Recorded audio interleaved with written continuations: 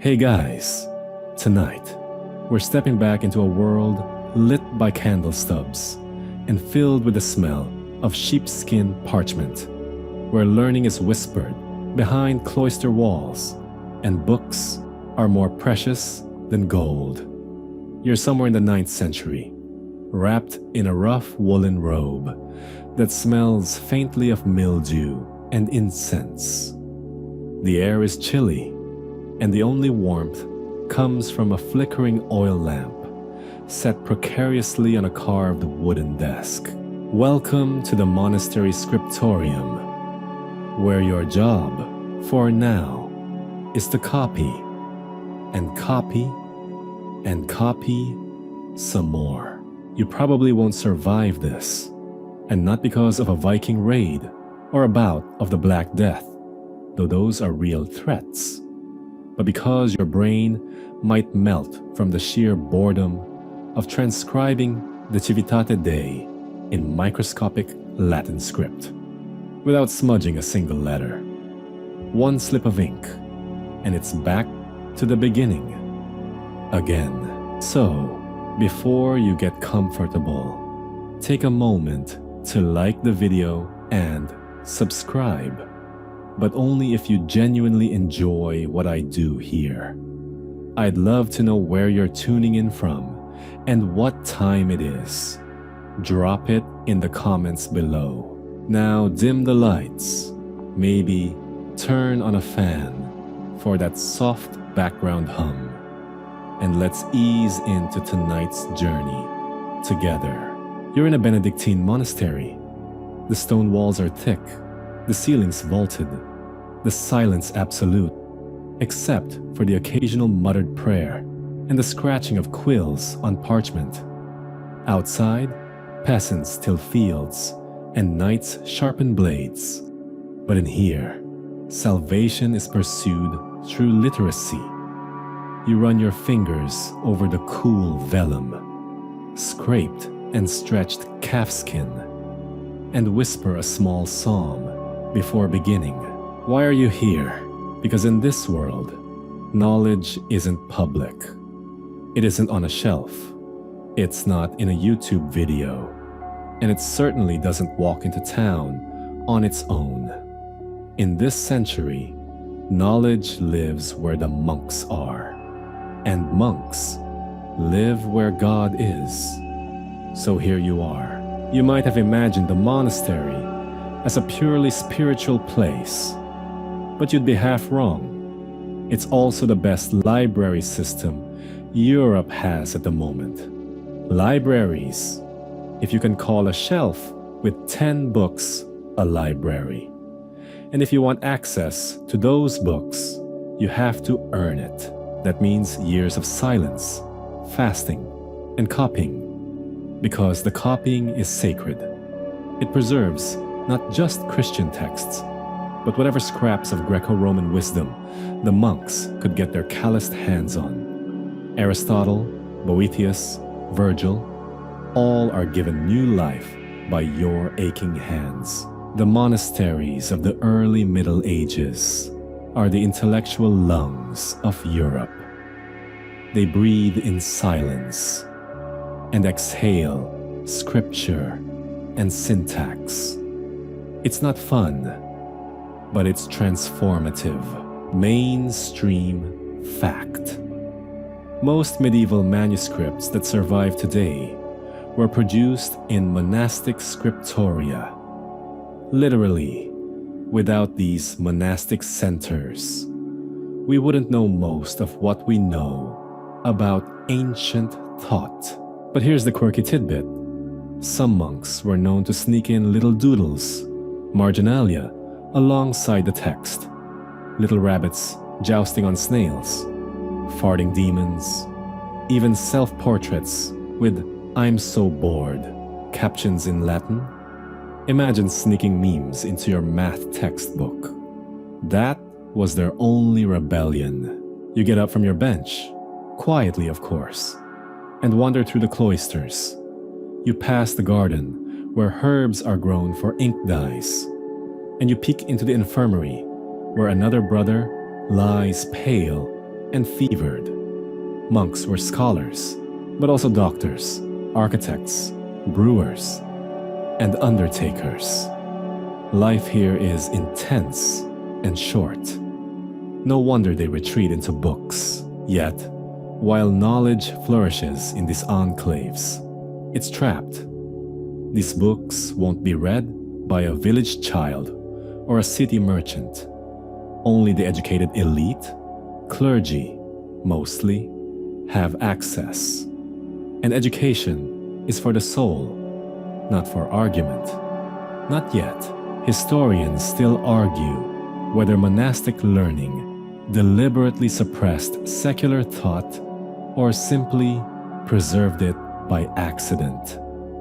After all, they copied Cicero with the same care they gave to Augustine, and in doing so, they planted seeds. You, perhaps unknowingly, are one of the first gardeners. In the 9th century, you might be working under the rule of Saint Benedict, which calls for obedience, humility, and, crucially, reading. Ora et labora, pray and work. The work includes intellectual labor, not just copying, but sometimes even commentary. A few brave monks begin questioning. What did Aristotle mean? How does that line up with scripture? And suddenly, you're tiptoeing towards something dangerous. Thought. You've heard of the Liber Floridus, the flowery book, a kind of medieval Wikipedia compiled by Lambert of Saint-Omer. It's colorful, visual, and bold, filled with maps and diagrams. It's not technically a university textbook, not yet, but it shows that knowledge wants to travel. Still, for now, it's stuck in towers and stone rooms, locked away, sometimes literally. Some books are chained to desks. Others are only permitted to be read aloud, never alone. Dangerous things, ideas. You climb the spiral stairs to the upper chamber, where a monk with a scar across his lip is illuminating the margins of a psalter. He doesn't look up. He's painting golden halos onto saints, layer by layer, using egg yolk and patience. You whisper an apology and tiptoe back down. You've seen the light, but it's not for you yet. You head outside, squinting against the sun. The cloister garden is buzzing with bees. A brother is reciting psalms to a row of cabbages, because even gardening is a divine act here. But your mind is elsewhere. You've been reading things you weren't supposed to. Things from older times. Things that don't always agree with the fathers. And you're not alone. Across Francia, across Germania, and all the way to Ireland, monks are waking up to the breath of knowledge. They begin compiling glosses, notes in the margins, to help others understand what's been written. One gloss becomes 2, then pages of them, then whole volumes of commentary, and thus, quietly, without announcement, without founding dates or ribbon cuttings, the foundation for universities begins to settle into place, not in fanfare, but in ink and silence. Before long, you'll no longer need to be in a monastery to learn.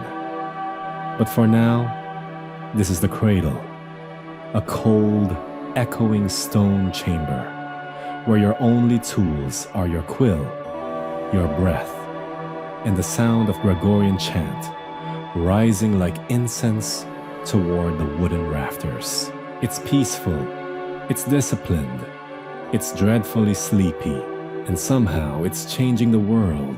It's a few centuries later now.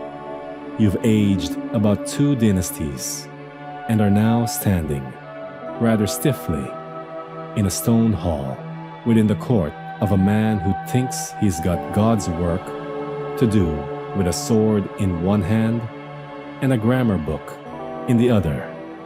His name is Charlemagne. You shift your weight in your sandals, listening to the gruff Latin being barked across the room. You're not sure whether it's a sermon or a spelling lesson. Turns out, in the Carolingian Empire, it's both. This isn't a university, not yet, but it's a spark.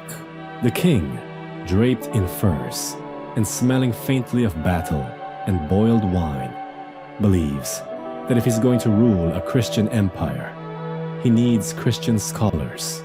That means better Latin, better theology, better schools, and it all starts here, with you squinting over a sheaf of parchment, while a teacher named Alcuin tries very hard not to lose hope in your spelling.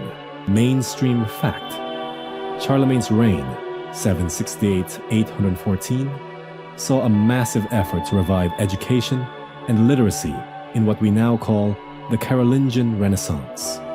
He invited scholars from across Europe to his court at Aachen, including the famed Alcuin of York, who helped standardize Latin grammar and handwriting. And here's your quirky tidbit. Part of this revival included changing how people wrote. Ever try reading medieval handwriting? Before Charlemagne, it looked like squashed bug trails. But under Alcuin, a new script emerged, Carolingian minuscule. It's clean, legible, and bonus, it later becomes the model for Renaissance and modern typefaces. So yes, if you're reading this in a standard serif font, you owe a bit to Charlemagne's school obsession. Back in the court school, you're slogging through recitations. Your classmates are mostly sons of nobles or minor clergy. Some can barely read. Others just want to go jousting. But here you are, chewing on a splintery stylus and mouthing Latin declensions like incantations. This is not a university in the modern sense. There are no faculties, no degrees, no beer halls yet.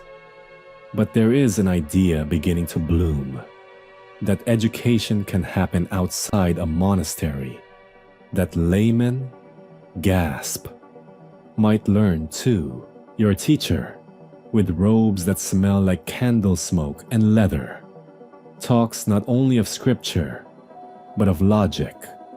He explains that there are trivium and quadrivium, 7 liberal arts that shape a mind fit for service to God and King. You try to memorize them: trivium, grammar, rhetoric, logic; quadrivium, arithmetic, geometry, music, astronomy. Your head spins. What does music have to do with salvation? Why are numbers and stars suddenly holy? But that's the magic of this moment. For the first time since the fall of Rome, education is being seen as a complete, unified thing. Not just prayer, not just copying, understanding, and suddenly, you're asking questions, dangerous ones. You're peeking beyond the walls of the chapel and wondering what lies in the stars, or in the shape of a syllogism. Historians still argue whether the Carolingian Renaissance was a true revival or just a short-lived flicker of elite literacy. After all, it didn't reach the villages. It didn't last long after Charlemagne's heirs squabbled themselves into obscurity. But for you, here, now, it feels electric.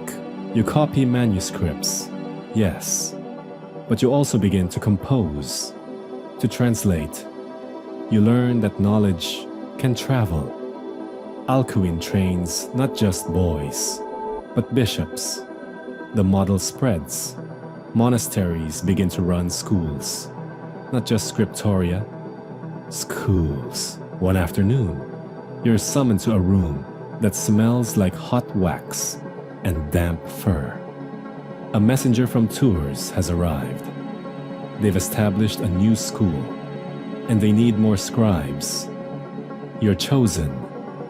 You'll travel down dusty roads to bring literacy to another corner of the realm. You pack your satchel with a psalter, an abacus board, and some spare ink vials. The journey will take weeks. You pray there aren't bandits. But there's something more exciting than fear here. Purpose. You arrive at Tours to find a group of children, actual children, chanting Latin under their breath and fighting over wax tablets. The head monk sighs with relief at your arrival. They keep asking why. He mutters, "I blame you people in Aachen." You smile and get to work. Years pass.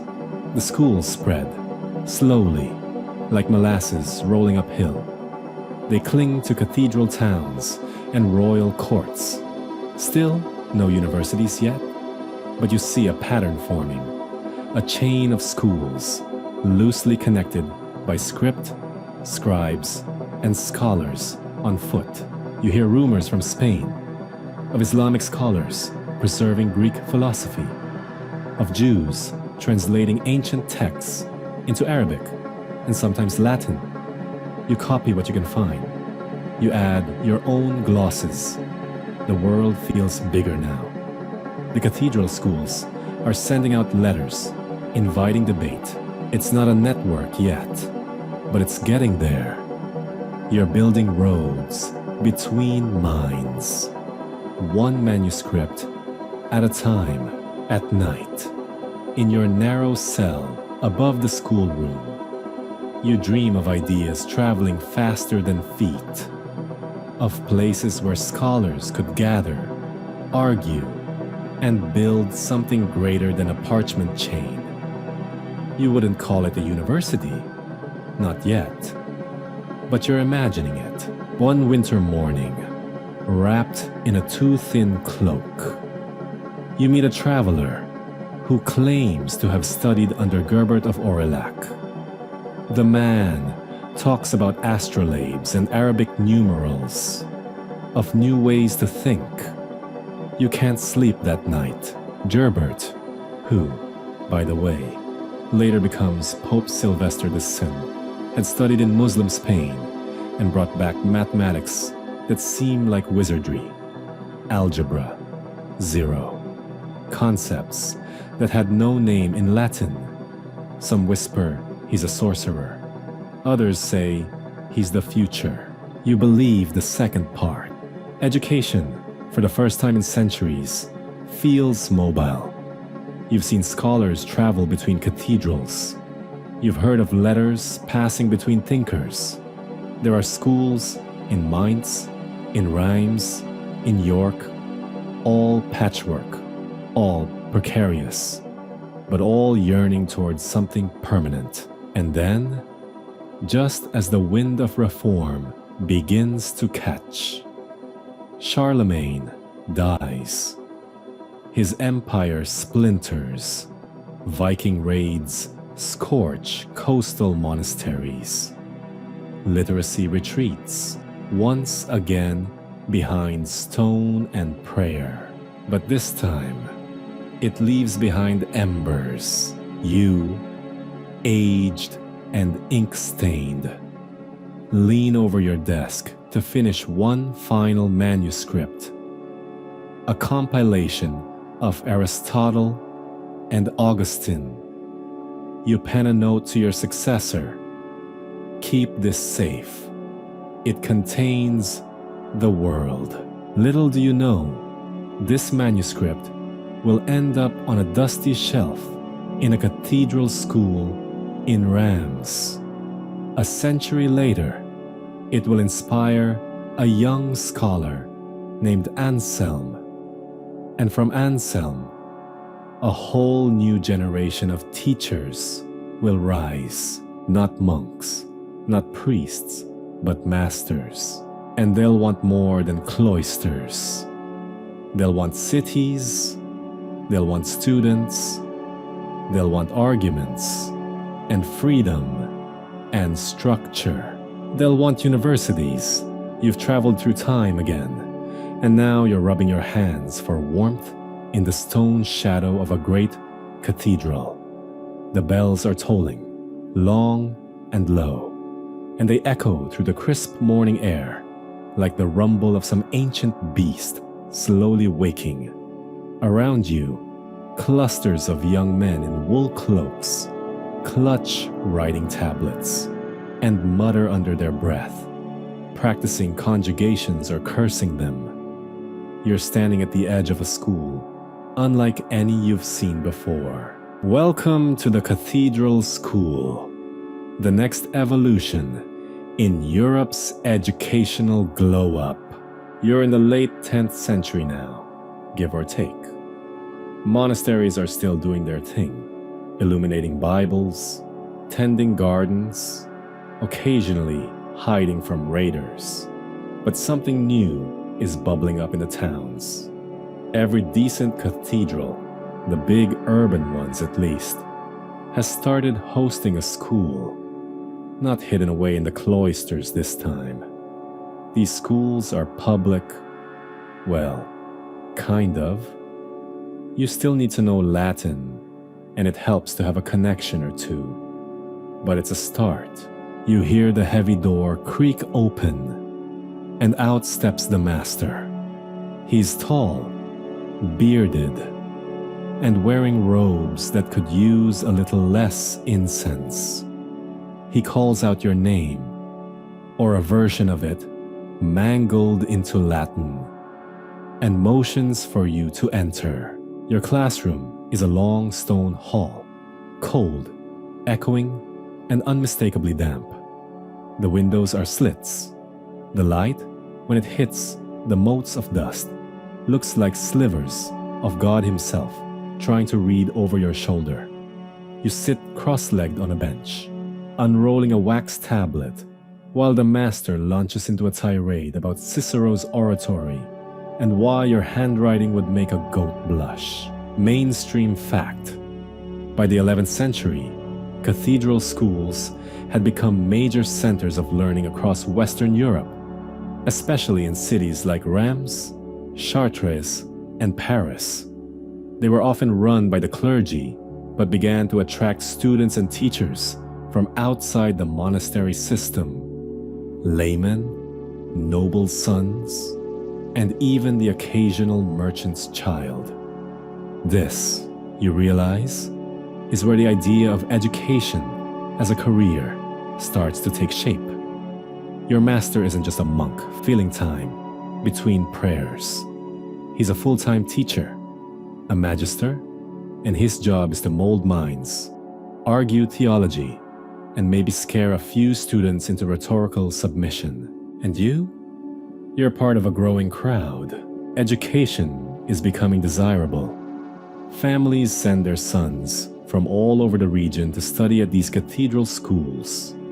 There's still no official diploma, but there's a new kind of prestige forming, being known. If you study under a famous master, or better yet, become one, you gain social clout. People listen. Bishops consult you. Kings might even offer you a court position. You're beginning to see it now, aren't you? The ecosystem forming. Teachers, students, reputations, and cities. Still no buildings labeled university. Still no standard curriculum or bachelor's degrees. But give it time. Back in the classroom, the master is drawing a diagram in chalk on a slab of slate. It's a tree. At the roots, grammar. The trunk, logic. The branches, rhetoric.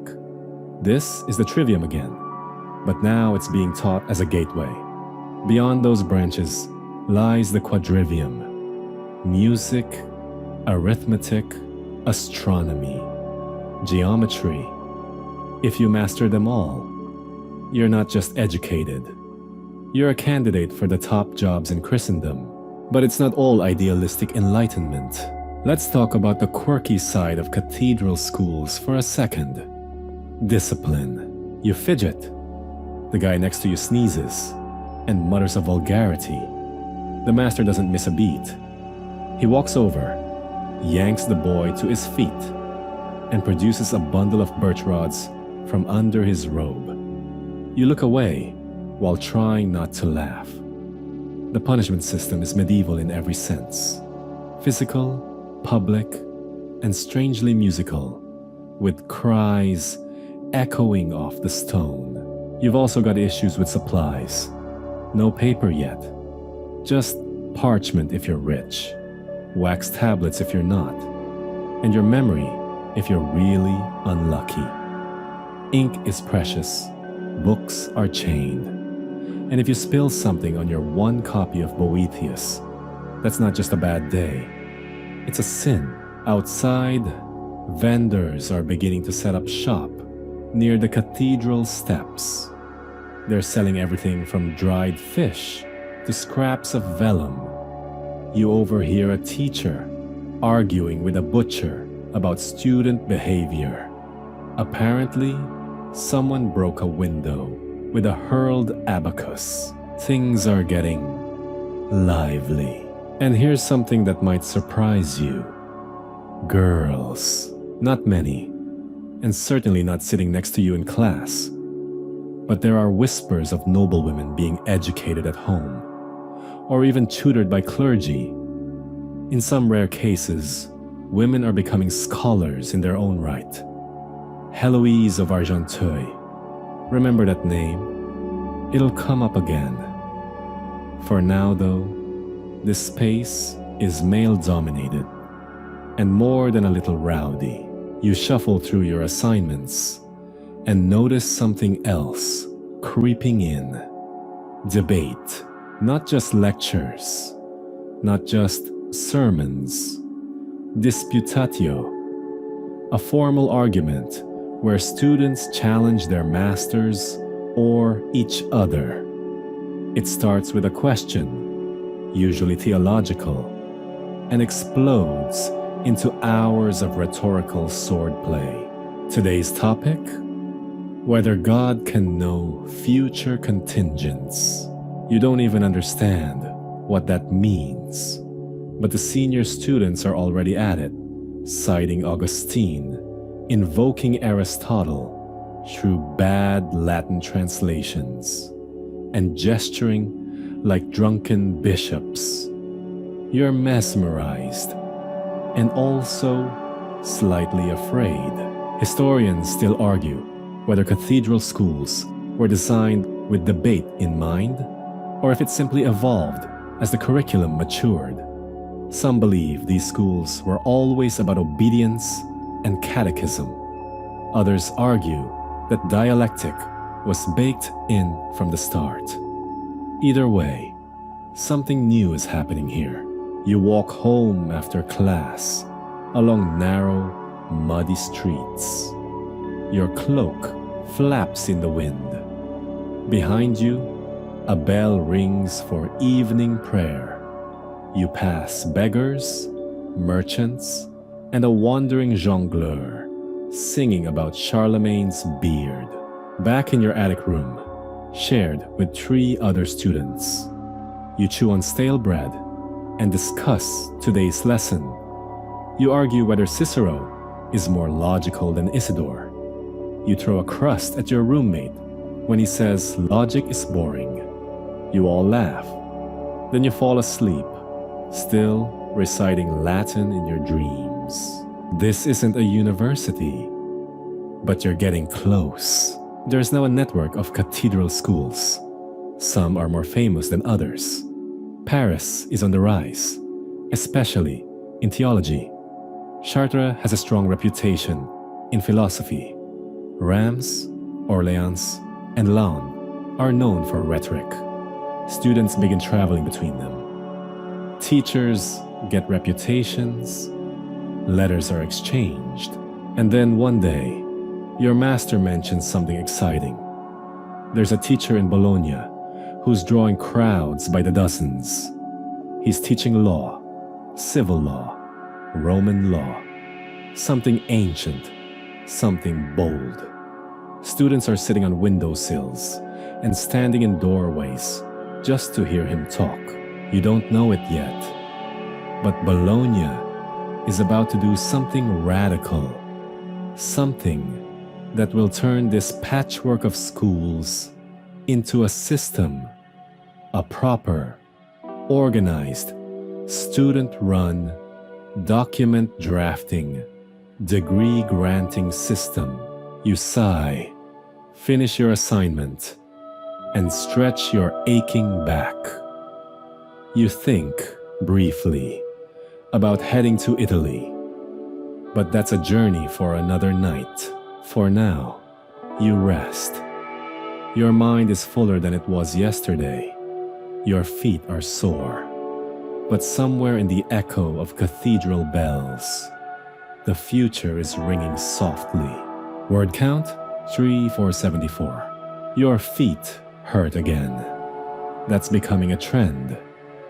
This time, you're trudging through the streets of 11th century Paris, dodging horse droppings and beggars, squinting up at a sky that hasn't seen a patch of blue since Advent. And you're late, not to Mass, not to a feast. No, you're late to logic class.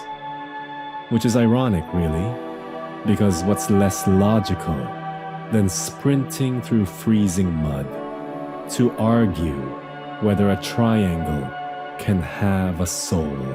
You rush through the doors of the cathedral school, Notre Dame's this time. The air inside is a little warmer, thick with the tang of wax and wet wool.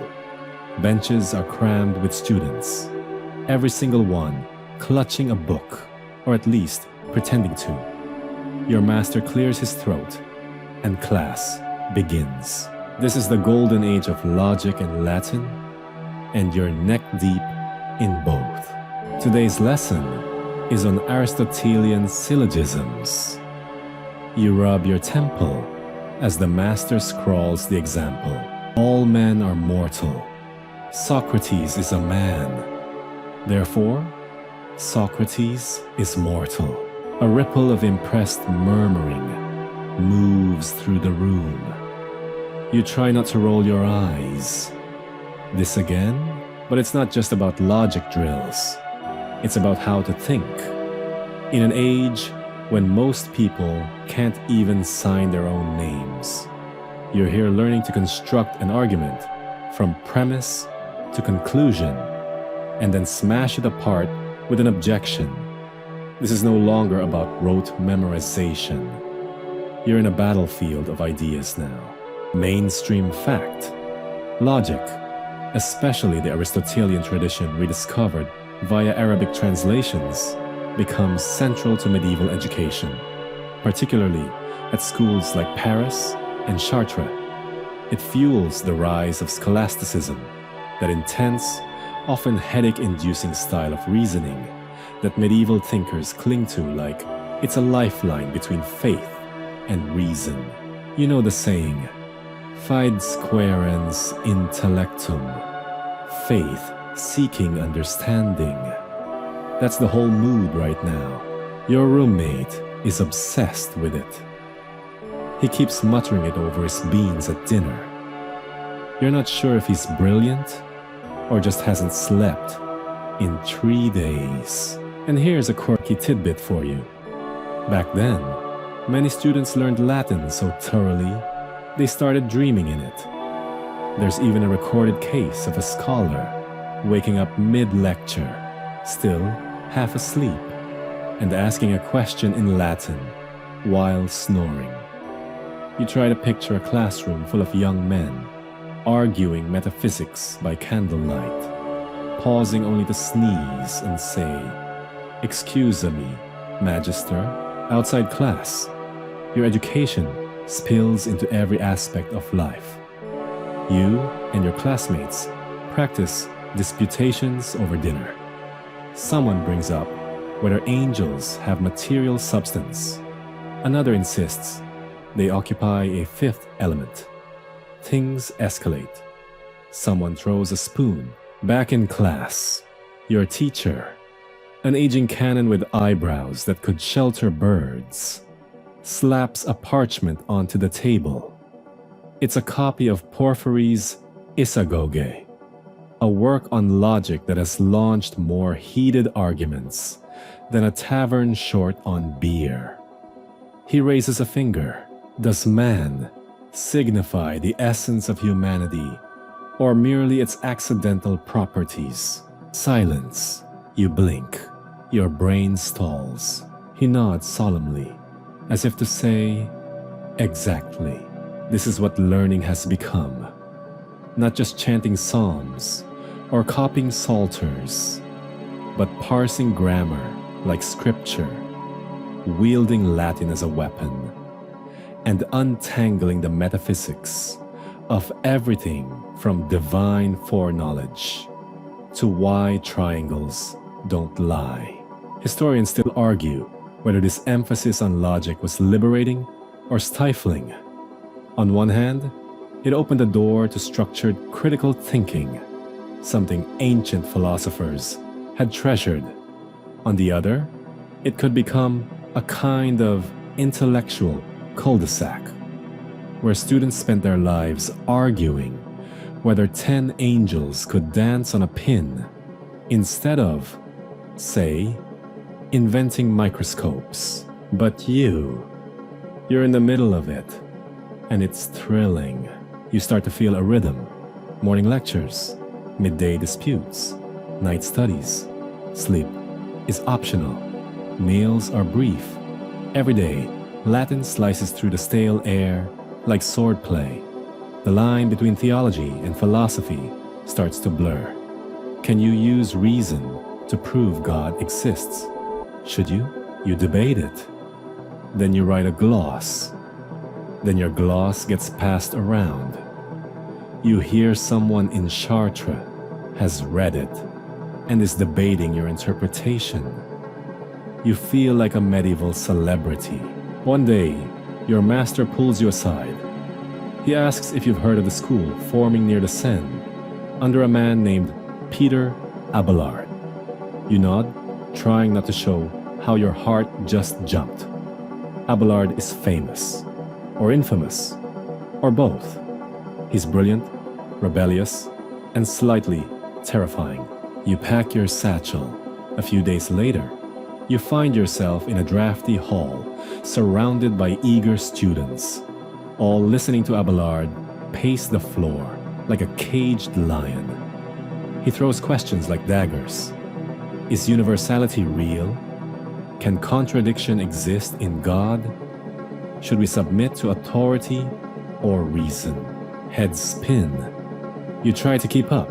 Abelard doesn't just teach logic. He weaponizes it. He questions church fathers.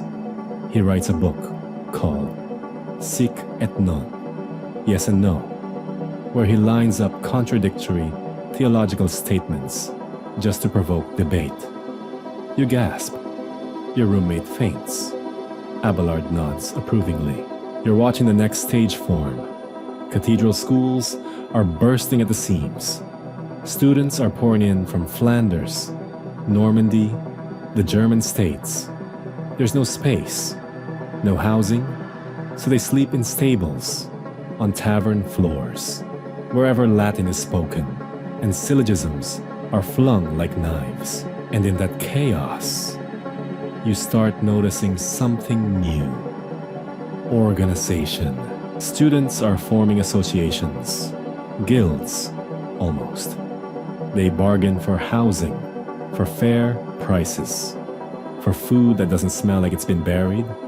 They're also forming study groups, clubs, even proto-unions. For the first time, students are not just passive listeners. They're participants. One freezing night, you gather by torchlight with 20 other shivering, half-mad scholars and agree you need a system, maybe a formal schedule. Maybe some kind of recognized degree. Maybe a name for what this thing is. You don't have the word for it yet. Not officially, but you're close. And yes, you're still being taught in Latin. The church demands it. The curriculum, what there is of it, is still framed around the liberal arts, with theology sitting like a great brooding thundercloud over all the rest. But the cracks are showing. You ask your master whether astronomy could challenge certain parts of scripture. He doesn't slap you. He pauses, thinks, then says, "Not if properly understood." That's code. That's hope. You go back to your dorm, 3 students to a straw mattress, and write until your fingers cramp. You're working on a dialogue, a question, a defense. You're becoming not just a student, but a scholar. You're also slightly malnourished, badly in need of sleep, and convinced your quill hates you. But you've caught the fever, and it's not the plague this time. It's the thrill of reasoning. This age, the age of logic and Latin, is a strange, powerful, often exhausting time. But without it, there would be no university, no structured inquiry, no academic tradition. You stretch your legs after a long day of syllogisms and note-taking, stepping outside into the cold Parisian wind. The city smells like firewood, wet stone, and old bread. Somewhere in the distance, a bell tolls. It's not quite midnight, and in 1,000 small rooms like yours, young scholars are still awake, reading, arguing, dreaming. You're sweating through your tunic under the Italian sun, and for once, it has nothing to do with a theological dispute or a rhetorical duel. It's simply hot.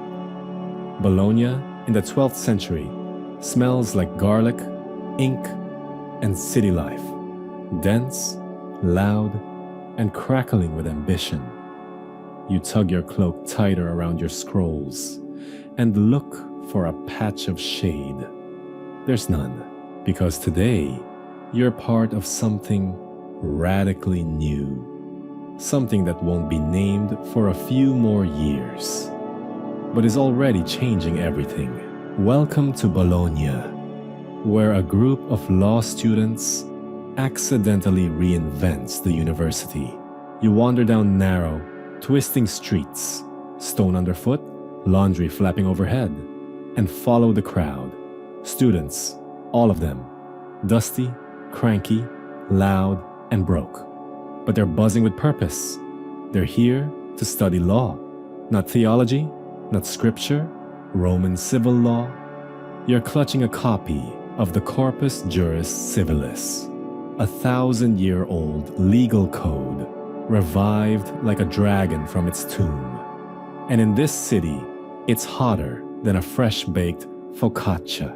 You duck into a borrowed lecture hall, a converted room above a butcher shop, judging by the smell, and take a seat on the floor. At the front stands a man with ink on his fingers and a fire in his eyes. This is Irnerius, the most famous law teacher in Europe right now. He opens the book and begins to read, and then he stops, looks at the room, asks a question. "Why," he says, "does the emperor's word have the force of law?" Silence. You blink. This isn't memorization. This isn't copying. This is interpretation, critical thinking, debate. He's reading ancient Roman law, out loud, glossing it, explaining the tricky bits in the margins, and asking you to challenge it. Mainstream fact: Bologna becomes the first organized center of higher learning focused on secular law. It's here that students band together, not just to learn, but to protect their rights to housing, to fair fees, to safety. Eventually, they form a legal entity, the Universitas Scholarium, the Guild of Students. It's the first university in Europe to be referred to by that name. And here's your quirky tidbit. Because students had so much collective power, in Bologna, they hired and fired professors. If a teacher didn't show up, the students could fine him. If he was boring, they might just stop paying him altogether. Imagine firing your professor for not having enough pizzazz. You settle into a rhythm. Morning lectures, afternoon debates, evening walks along the porticos. Your studies are intense. You're copying legal commentaries until your knuckles seize up. You're translating snippets of Roman law and trying not to misplace commas, because one wrong mark and the law might declare a donkey fit for public office. The law feels alive here, relevant, dangerous, and so do the students. There's a kind of scrappy energy in Bologna. Students roam in packs. They're loud. They bargain with landlords. They negotiate tuition fees. And when they're cheated or attacked in the street, which happens often, they fight back, not with swords, but with charters. You witness a standoff in the town square. A group of students petitioning the city for protection. They argue in fluent Latin that scholars contribute to the city's reputation and deserve rights. The city shrugs. The students threaten to leave. And here's the kicker. The city caves. Because if Bologna loses its scholars, it loses business, prestige, trade. Suddenly, students are power players. The Universitas becomes a legal body with privileges. Soon, it receives formal recognition, a charter. The Pope and Emperor start to take notice. One night, over wine and bread crusts, your roommate explains the student system like this. Imagine if the merchants of silk banded together. But instead of silk, we sell argument. You laugh, then you realize he's right. Historians still argue whether Bologna's university formed from necessity or ideology. Some say it was a legal accident, a bunch of students protecting themselves. Others argue it was an organic evolution, a response to growing demand for secular education. But there's no doubt, Bologna marks a turning point. You're living in a moment where students are in charge, where learning becomes portable, professional, and profitable. Not that it's easy. Your room is tiny, shared with 2 other scholars and a suspicious number of cockroaches. Meals are bland. Ink is expensive. You once traded your only pair of shoes for a clean copy of Gratian's Decretum. Worth it. Speaking of Gratian, that's another law text changing everything. A monk from just a few decades ago, Gratian compiled a giant mashup of canon law that scholars now dissect daily. You attend a disputation where one student argues that canon law and civil law contradict each other. The room goes silent, then it erupts. You love it. Soon, Bologna becomes a magnet. Students pour in from England, France, Spain, Germany. No one asks your name. They ask who you studied under. Reputation is everything. There's no formal degree yet, just word of mouth. But that word spreads fast. One day, you spot a group of friars arriving with a mule carrying texts from Toledo. Translations of Aristotle, Euclid, Galen, Greek and Arabic ideas reborn in Latin robes. You crowd around to peek, and suddenly your studies seem wider.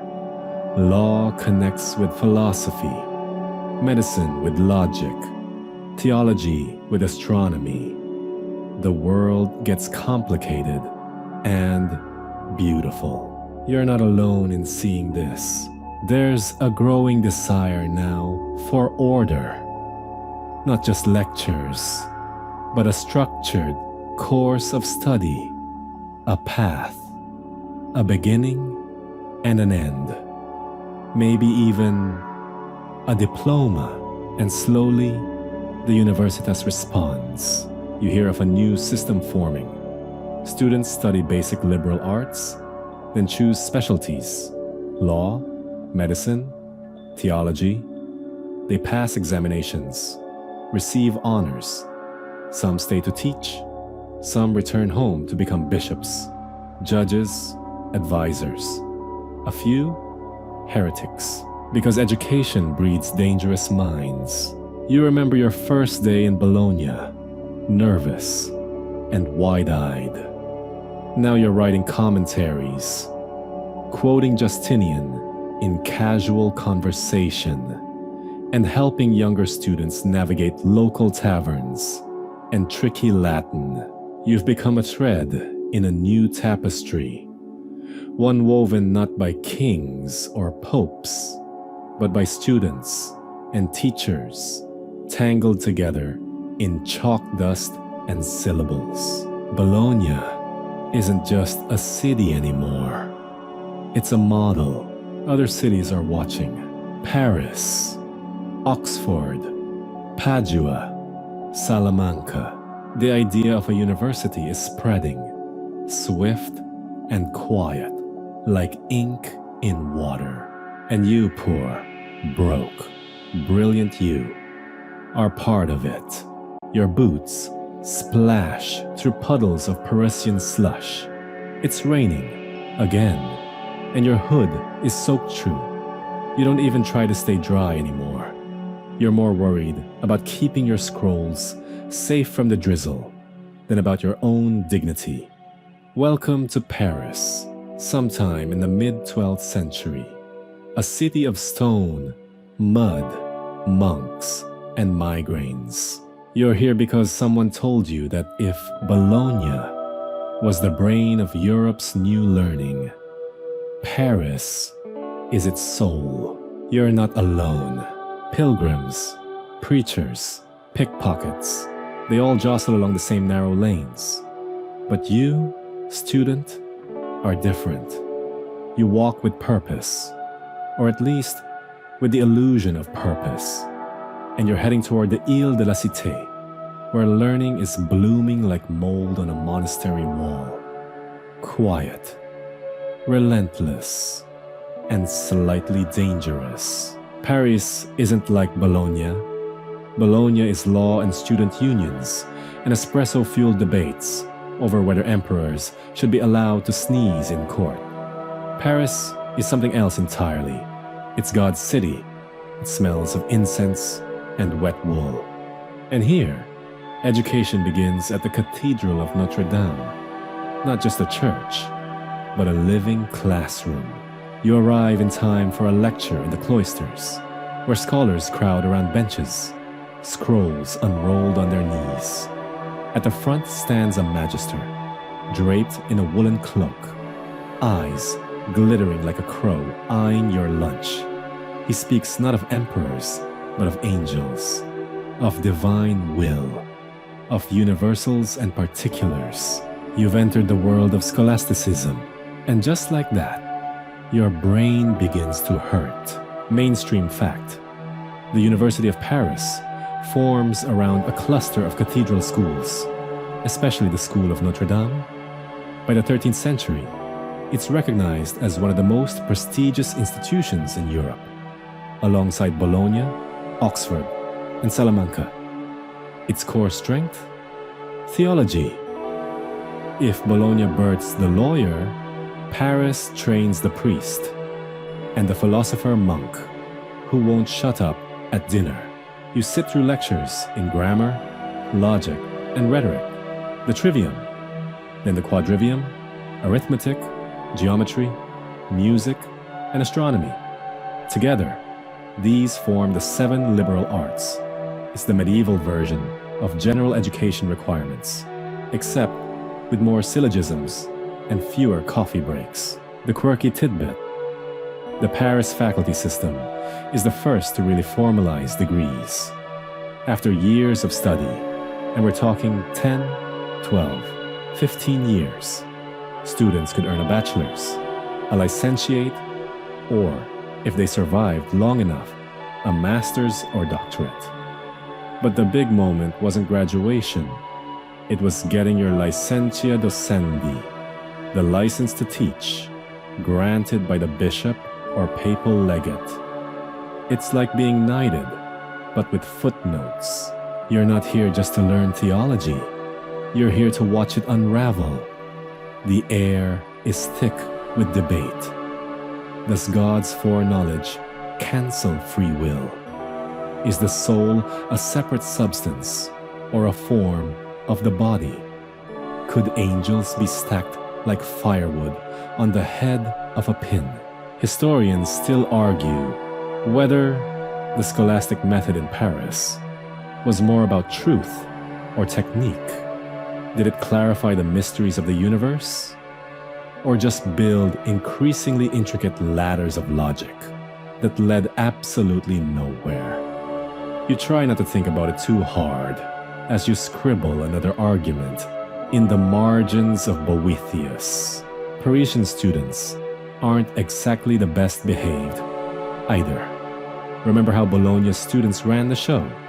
Not here. In Paris, the masters hold the power. The Universitas Magistrorum et Scholarium, the University of Masters and Students, tilts toward the professors. They control the curriculum, the examinations, and whether you get kicked out for excessive noise after Vespers. You almost were. But students don't take this lying down. One day you witness a riot. It starts small. A brawl in the Latin Quarter. A few spilled tankards. Some very colorful insults in Latin. But it escalates fast. Students are arrested, beaten. A scholar is killed, and Paris erupts. The students walk out. Hundreds leave the city in protest. Some go to Reims, some to Orléans, some all the way to Oxford. You hear whispers of a new idea, that scholars, too, deserve autonomy, even in a city where the church breathes down their necks. The crown gets nervous. The Pope sends envoys. After much posturing and parchment, a compromise is struck, and the University of Paris is granted official recognition. A charter that protects its members, formalizes its structure, and places it under papal authority. It's official. Paris is now the intellectual heart of Christian Europe. But not everyone's a theologian. You notice a new crowd arriving. Scholars drawn to logic, natural philosophy, and above all, Aristotle. Ah yes, the forbidden Greek is back. Translated from Arabic, then Latin, then scribbled into your notes in something that vaguely resembles writing. Aristotle's works are controversial. The church isn't thrilled. His views on the eternity of the world, the unmoved mover, and the nature of the soul make bishops twitchy. You attend a lecture where a master praises Aristotle's metaphysics. and then immediately has to clarify that, of course, it's only for intellectual exercise, not real theology, just, mental gymnastics. Totally harmless. You smirk. Everyone knows that Aristotle is rewiring the minds of a generation. Meanwhile, in backrooms and borrowed cellars, philosophers begin testing the boundaries of acceptable doctrine. One of your friends gets caught arguing that reason can contradict faith. He disappears for a month, comes back, very quiet. By now, the university is a machine. Each faculty has its hierarchy. You can recite the divisions in your sleep. Arts, the lowest tier. You start here. Theology, the crown jewel. Law, rising fast. Medicine, gaining respect, if not results. Courses follow strict formats. Lectures, lectio, debates, disputatio, oral exams, questiones quodlibetales, whatever questions you like. You prepare by arguing with your roommate about whether Jesus could have had the flu. The university has its own laws, its own courts. If a student is accused of a crime, he's tried by the university, not the city. You once witnessed a pickpocket get acquitted because he argued his theft was an accidental lapse of will due to hunger and distraction during dialectics. The court bought it. It's not all intellectual glory, though. The dorms are cold, food is inconsistent, ink is scarce, and your neck is permanently sore from peering at parchment in candlelight. Tuition is paid partly in money, partly in copying labor. You once spent an entire week hand-transcribing Peter Lombard's sentences and then spilled wine on it. You cried, but you also laughed. A lot. You laughed when your friend tried to quote Augustine and accidentally recited Ovid. You laughed when your teacher's wig caught fire during a lecture on hell. You laughed when your crush from the Faculty of Medicine diagnosed your heartache as melancholic imbalance due to moonlight exposure. Paris is hard, but it's alive. It's shaping minds, yes, but it's also shaping the idea of what education can be. Collaborative, argumentative, structured. A ladder, a maze, a fire. And one day, you realize that you've become something strange. You're no longer just a student. You're a scholar. You're part of a world that speaks in syllogisms, dreams in Latin, and dares to ask the biggest, dumbest, most beautiful questions humanity has ever known. What is truth? What is a human? What does it mean to know? And though you're half broke and smell faintly of mildew, you suddenly wouldn't trade this life for all the relics in Rome. You're older now, not quite wise, not quite weary, just layered with the kind of bruises that come from staying up too many nights, arguing about the nature of substance while eating stale rye bread. You've left Paris, walked south, through the Rhone Valley, past vineyards and abbeys, where theology gives way to practicality. You've heard whispers of a new kind of knowledge, not in the Latin of the cloisters, but in the murmur of bustling marketplaces, the hammering of goldsmiths, the patient scrawling of numbers on wax tablets. So you head east, toward the Alps, toward a rising star. Salerno, no incense here, just cypress trees and the salted breath of the Tyrrhenian Sea. Welcome to the first great medical school of medieval Europe. Salerno is different from Paris or Bologna. Here, you don't learn by chanting Augustine or cross-examining Aristotle. You learn by touching bodies, cutting them open, watching them break and heal. Salerno is all about medicine, and more importantly, it's about healing through knowledge. They call it the Schola Medica Salernitana, and it's old. Maybe the 9th century, maybe older. Legends say it was founded by 4 masters, 1 Latin, 1 Greek, 1 Arab, and 1 Jew. Probably not true, but the legend captures something real.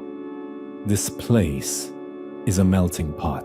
Greek anatomical texts, Arabic pharmacology, Latin theory, Jewish diagnostics, even some folk remedies from peasant midwives.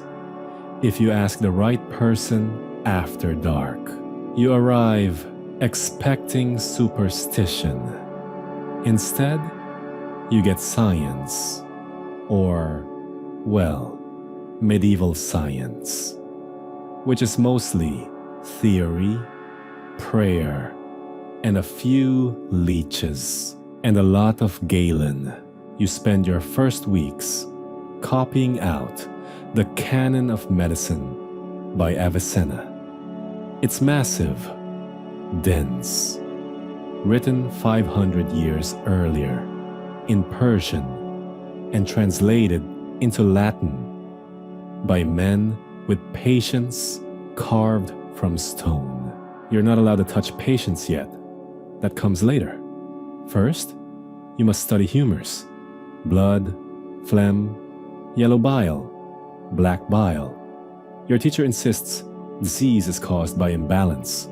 So is madness. So is love. You write this down carefully, wondering which humor is to blame for your crush on the red-haired anatomy assistant.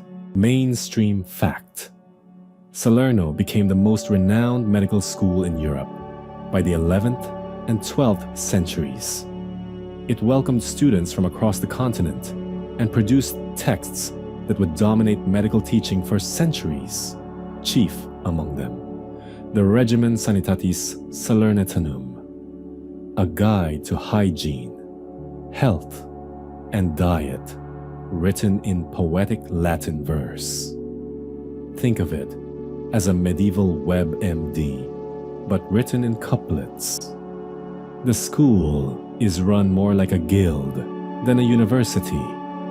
No formal degrees yet, but you must pass examinations. Oral, of course. Your Latin must be precise, your logic clear, and your handwriting, well, legible. Women study here too. That shocks you. One of your classmates is a sharp-eyed woman named Trotula, or at least, that's how she signs her notes. Some say she's a myth. Others say she wrote one of the most famous treatises on women's medicine. Either way, you learn from her how to treat childbirth fevers, how to spot uterine tumors, how to listen not just to the pulse, but to the story. It's humbling. The quirky tidbit: one of your textbooks advises a treatment for insomnia involving roasted lettuce soaked in poppy juice and applied as a compress. Another recommends singing psalms while bleeding a patient to balance the humors more efficiently. You're not sure about the science, but the lettuce trick weirdly works. And then, your first patient, a fisherman, dragged in half-drowned, lungs rattling. You and 2 other students are ordered to bleed him, warm his limbs, and check his phlegmatic balance. You pretend not to tremble. Later, the master physician praises your steady hand. You don't sleep for 3 nights. Not from fear, but from the thrill of it. You're not alone. Across Europe, The practice of medicine is changing, slowly, painfully. The translation movement out of Islamic Spain brings new works by Hippocrates, Galen, and Avicenna, and not just medical theory, but surgical technique. Salerno becomes the center of this blooming, but historians still argue whether Salerno truly counts as a university. It has students, teachers, exams, even recognition by the King of Sicily, who in 1140 declared that only graduates from Salerno could legally practice medicine in his realm. But it lacks the structure of Bologna or Paris. No faculties, no degrees in arts or theology, just medicine and the fierce discipline that comes with it. Still, you notice change stirring. Books once locked in monasteries are being copied for lay doctors. Rich families start hiring personal physicians trained in Salerno's methods. Hospitals, actual hospitals, not just charity hostels, are popping up in cities like Milan, Montpellier, and London. And they want Salerno-trained physicians. You spend your last year studying surgery, a dangerous word in your time. Cutting flesh is seen as lowly, bloody, even sinful. But the demand is growing. Wounded soldiers, festering boils, childbirth gone wrong. You assist a cauterization once. The smell of burning flesh stays with you for days. You stop eating meat. When it's time to leave, you're given a parchment signed by 3 masters and sealed with the school's crest. It's not quite a degree, but it's a license, a promise. You are now medicus, a physician. You hitch a ride north with a Sicilian merchant and a crate of dried oranges. He asks what you do. You say, "I fix bodies." He nods, offers you a tangerine. It's sweet, tangy, and tastes like the future. Because you know something now. Knowledge heals, not just the soul, but the flesh. And though universities will change, and names like Salerno may fade behind places like Montpellier, Padua, or Naples, the heartbeat of medicine started here in sea-swept Salerno. With parchment and pulse, you travel again. The roads are wider now, paved in places, not exactly safe. There's still the occasional bandit, some overzealous tax collectors, and once, a goose so territorial you consider enrolling it in the cavalry. But the landscape feels changed. Europe is stirring, breathing deeper, thinking bigger. You ride into Montpellier just as the morning sun peeks over the tiled rooftops, and someone is yelling in Occitan about the price of pepper. Montpellier, the crossroads of trade and scholarship, a port city in spirit, if not in full geography, clinging to the Mediterranean's salty breath. Here, knowledge moves like spice, packed into leather satchels and carried on the backs of donkeys, merchants, and migrating minds. You're not here for theology, not this time. You've come to study medicine further, refine your craft, and maybe get a taste of something less cloistered. And Montpellier? Oh, she's far from cloistered. By the late 12th century, the town has become a center for medical teaching that actually embraces secular learning. That's rare. You can practically hear the church twitching. But somehow, Montpellier slips through, part of the crown of Aragon, and open to new ideas pouring in from Spain, Sicily, and North Africa. You rent a room over a bakery that sells almond cakes, so good you question your devotion to fasting. The landlord's daughter quotes Avicenna in her sleep. Classes are held not in vast cathedral schools, but in private homes, upper rooms of apothecaries, and makeshift lecture halls. You meet doctors from Jewish, Christian, and Muslim backgrounds, and your first anatomy lesson is taught by a woman who insists you learn the names of every bone by singing them to the tune of a troubadour ballad. You still hum it sometimes. Montpellier's magic lies in its openness. A mosaic of ideas, like Salerno, but with more bureaucracy. By 1220, there's a kind of structure forming. Professors are being recognized. The town grants privileges to masters who teach, and papal bulls begin acknowledging its academic community. Not yet a full university, perhaps. But oh, it's getting there. You notice the difference immediately. Here, it's not just healing wounds. It's understanding systems, a growing interest in how the body interacts with environment, diet, emotion, and season. A patient's story matters almost as much as their symptoms. One of your instructors has studied in Cordoba. He introduces you to Zaragoza translations, Greek texts rendered through Arabic, and back into Latin. You now know more about Galen than Galen probably knew about himself. Mainstream fact: Montpellier's medical school gained formal recognition in the early 13th century and was officially made part of the University of Montpellier by papal decree in 1289. It remained one of Europe's most respected medical institutions through the Middle Ages and Renaissance. But while some call it a school, others are beginning to call it a studium generale, the precursor term for what will become a fully recognized university. And that term, it's more than just fancy Latin. It means the school is open to students from anywhere, offers instruction across disciplines, and confers universally accepted degrees.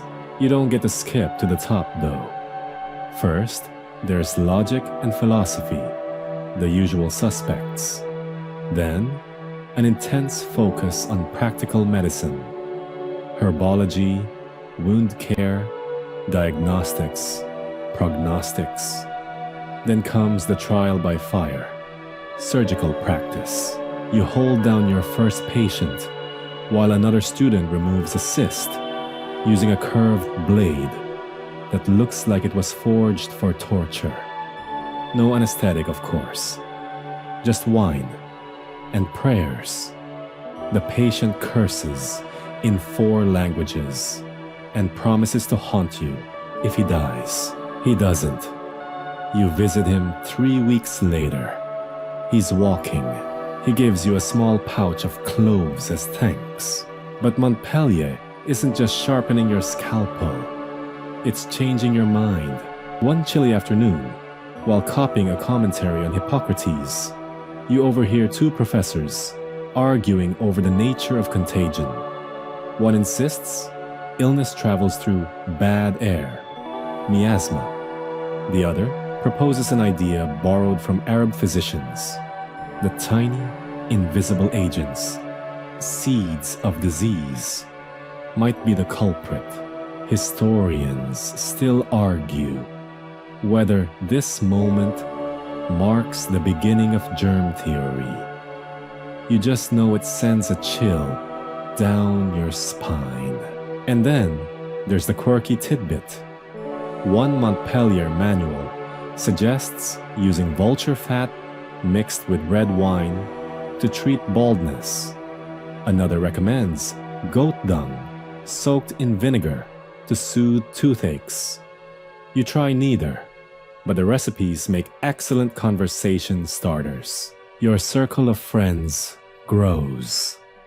A fiery Andalusian herbalist, a grizzled Scottish monk turned doctor, a Sephardic translator who tells bedtime stories using Avicenna's diagnostics. You learn that in Montpellier, medicine is dialogue between cultures, between past and present, between science and the soul. At night, you dream of libraries, not just rooms with scrolls, but whole buildings. Buildings full of books, indexed by subject, cataloged, shared. You begin to imagine a future where students won't have to walk across kingdoms to find a text or a teacher, where knowledge lives in one place. Montpellier isn't that place yet, but it's close, close enough to taste. You leave with a satchel of copied texts, a vial of rose oil, and a note from your teacher that simply reads, "To heal is to study, never stop." You walk north, past vineyards, over hills, across a stone bridge built before Charlemagne was born. The wind smells like thyme and fresh ink, and somewhere in your satchel is a dream forming, one not just of medicine, but of universities that gather everything: law, theology, art, science, a great net of learning cast across the continent. You don't know it yet, but it's already begun. You reach Paris by moonlight, and it's raining. Of course it's raining.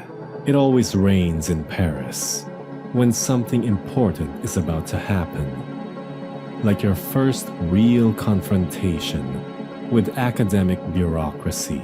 You tug your hood tighter, shuffle past a cathedral where a choir is rehearsing, and catch sight of the flickering torchlight that means, yes, classes are still being held tonight. You're back where it all began, back to the University of Paris. Except now, everything's different. The students are louder, the teachers more nervous.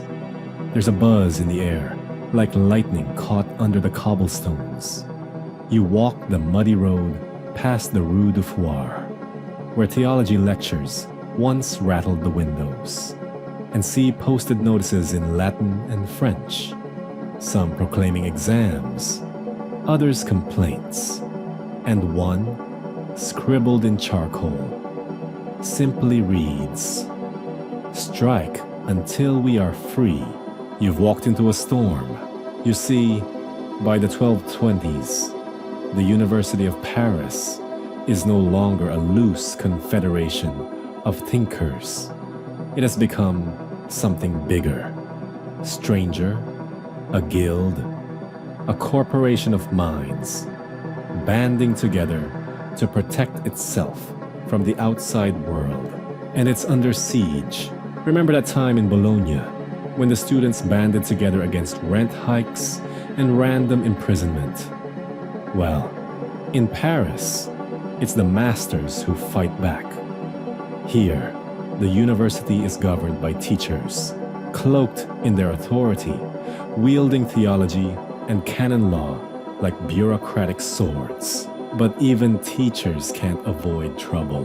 One day, after a tavern brawl spirals out of control, as these things do, royal guards descend on the Latin Quarter.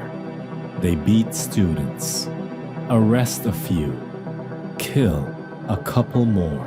Paris erupts. The masters respond the only way they know how. They shut it all down. Lectures cease. Notes are left ungraded. Students scatter. The University of Paris goes on strike. Not for a day, not for a week, but for years. You're caught in the middle of it. For the first time in your academic life, you're not just a student. You're part of a protest. You link arms with classmates, march past Notre Dame, and shout Latin slogans that rhyme a little too conveniently. Universitas libertatis contra violentiam. You light candles for the dead.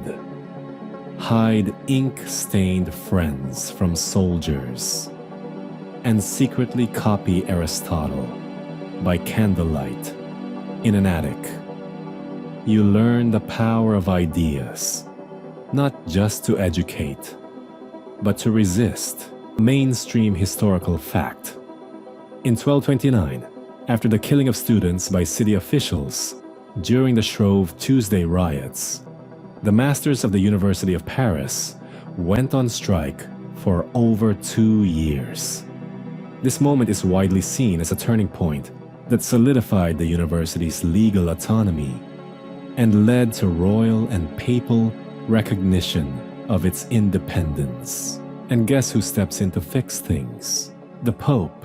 Pope Gregorian issues a papal bull, because of course he does, called Parens Scientiarum, or the Mother of Sciences.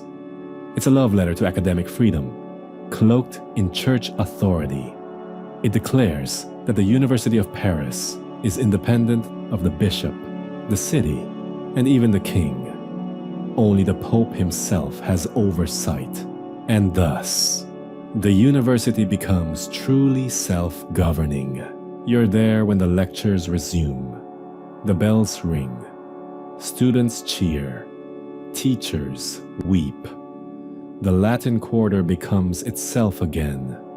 Raucous, brilliant, and still slightly damp. From the chaos of protest emerges something new. A permanent structure. Faculties are formalized. Degrees codified. A bachelor's, a master's, and a doctor's degree. Not just words, but ranks with privileges and expectations.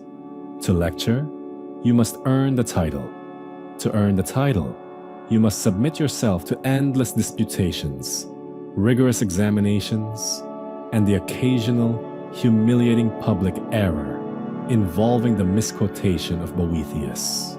The university becomes a city within the city, a republic of scholars. They even wear uniforms now, robes of black or scarlet, hoods lined with fur in winter. You're handed yours after passing your first disputed question, a nervous but spirited debate about whether angels can travel faster than light. The official answer, by the way, is yes, unless encumbered by bad intentions. You attend meetings where the 4 nations of the university squabble over representation: the French, the Normans, the Picards, and the English. Each nation has votes. You align with the Normans, mostly because their banner looks the coolest. Historians still argue whether these national divisions reflected genuine academic philosophies or just convenient tribalism.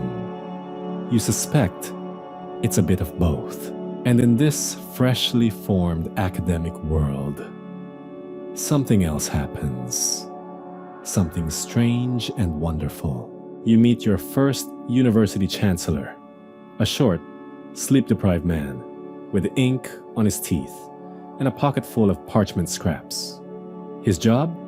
To manage the university's operations, protect its charters, and occasionally settle disputes between professors over lecture times, and whose goat keeps eating whose manuscripts. He tells you, half joking, that his role is to keep the peace between geniuses and lunatics. Then he gives you a task: oversee a new group of undergraduates. You now have your own little flock, wide-eyed kids who think the earth is flat and that Plato invented soup. You sigh, but you also smile, because you've made it. You've seen the university rise from monkish lectures to this, an engine of thought, a battleground of ideas, and now an institution with teeth, quirky tidbit.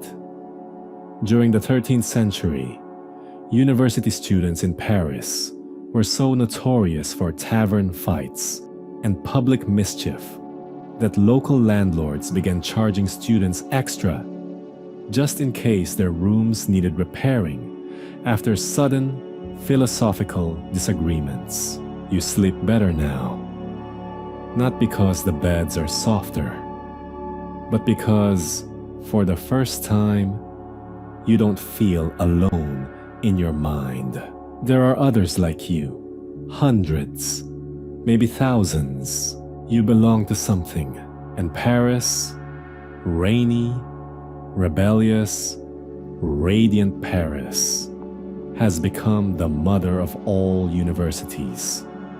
She doesn't coddle you, but she cradles your curiosity, challenges your certainties, kisses your forehead, and then slaps you with a logic text. The university breathes again, and so do you. You don't think you'll ever forget your first university visit to Oxford. It starts with mud, always the mud. English winters are a persistent, soggy backdrop to your academic adventure. The moment you step off the barge and onto the road leading to the town, your boots squelch deep into the soft, reluctant earth. Oxford is a sleepy, slightly smug little town with a serious complex about being smarter than everyone else. And maybe it is. The first thing that strikes you isn't the buildings. They're modest, mostly timber and stone, still more medieval than majestic. What grabs your attention is the noise. Latin chants rise from a chapel. Someone's debating aloud in the middle of a lane. There's laughter, shouting, and the unmistakable thunk of a thrown turnip hitting someone square in the back. You've arrived during an argument, not an academic one, a real, full-town brawl. Apparently, a student insulted a local brewer's ale. The brewer retaliated with a club. The student responded with a mob. The townsfolk called in reinforcements. Someone brought a rooster. Things escalated quickly. You duck a flying potato. Welcome to Town versus Gown, the great medieval rivalry between university students and local citizens. And here in Oxford, it's practically a sport. You escape the melee and sneak into a chapel where lectures are being held. The room is cold, candles flicker, and the smell of damp wool fills your nose. The master, an intense fellow with a voice like gravel and eyebrows that defy gravity, is reading from Boethius. You sit in the back, and it hits you. Oxford is Paris's weird little cousin. It's newer, scrappier, hungrier. The University of Oxford, already forming by the late 1100s, really takes off in the early 13th century, partly because of the trouble in Paris. After the 1209 riots and university strike there, some of the fleeing scholars drifted across the Channel and found refuge here. Mainstream historical fact. The University of Oxford rose in prominence after 1209, when tensions between students and authorities in Paris drove English scholars back home. Oxford quickly became a key intellectual center, particularly in theology, law, and the nascent sciences. You follow one of these professors to his humble lodgings. Bare stone walls, stacks of parchment, and an unfortunate smell wafting from the inkwell. He invites you to stay the night and even lets you peek at a manuscript he's working on. It's Aristotle again, but this time with commentary in English.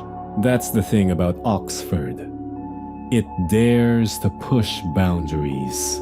They're experimenting here, teaching in English as well as Latin, embracing logic, law, medicine, even the natural sciences. The air feels thick with potential and also with wood smoke. You learn that Oxford is becoming a place for systematic degrees too, bachelor's, master's, and doctorates, but with its own peculiar flair. It's organized by faculties, yes, but also into colleges, little self-governing islands of learning. Balliol, Merton, University College, tiny kingdoms under one muddy sky. You visit one. The warden greets you with a nod and a loaf of very hard bread. You sleep on a wooden bench next to a fireplace, curled under a blanket woven from goat hair and doubt. But in the morning, breakfast and logic. You gather with students in a cold hall. They dispute questions like, can an angel be in two places at once? And is infinity a number or a concept? Someone brings up rabbits. You're not sure how. You stay for weeks, maybe months. You lose track. Oxford is that kind of place where time gets swallowed by study. You write your first full treatise. It's not good, but it's yours. You copy it onto parchment with aching hands. You even draw a little decorative letter A at the top, like some kind of scholarly monk. One day, you meet a man named Roger Bacon. Quirky tidbit. Roger Bacon, one of Oxford's most famous early thinkers, was obsessed with optics and allegedly once created a mechanical talking head made of brass. Supposedly, it exploded after he forgot to attend to it properly. Medieval science was fun like that. Roger invites you into a room that smells of burnt herbs and chalk dust. He talks for hours about empirical method, about testing ideas, about the need to see the world through measurement, not just scripture. It's electric. He tells you that the universities must evolve. They can't stay chained to Aristotle forever. They need to look outward, to stars, to plants, to physics. You ask if he's a heretic. He laughs. Only on Thursdays. He's right though. Oxford is shifting. It's a place where science is starting to whisper beneath the chants of theology, where observation is beginning to rival revelation. Historians still argue whether this marks the true beginning of the scientific method, or whether the title belongs to later scholars. But as you watch Roger scribble diagrams of the eye and the angle of light refraction, you feel something brewing.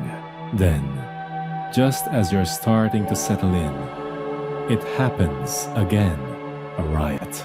Worse this time. Deadly. A student is hanged by local authorities after another town gown scuffle. The university threatens to dissolve. The king intervenes. He grants the university special legal protections, tipping the balance of power heavily in favor of the scholars. And just like in Paris, Oxford becomes untouchable. A scholar commits a crime. Let the university handle it. A townsperson blocks a class from happening. Fines. Royal decrees. Public shaming. The university becomes a quasi-kingdom of law and learning. You watch as the colleges grow taller, richer. Endowments roll in. More students arrive from Wales, Scotland, France, even the Holy Roman Empire. Oxford becomes a magnet, a machine. And you? You finally get invited to teach a class. You pick logic.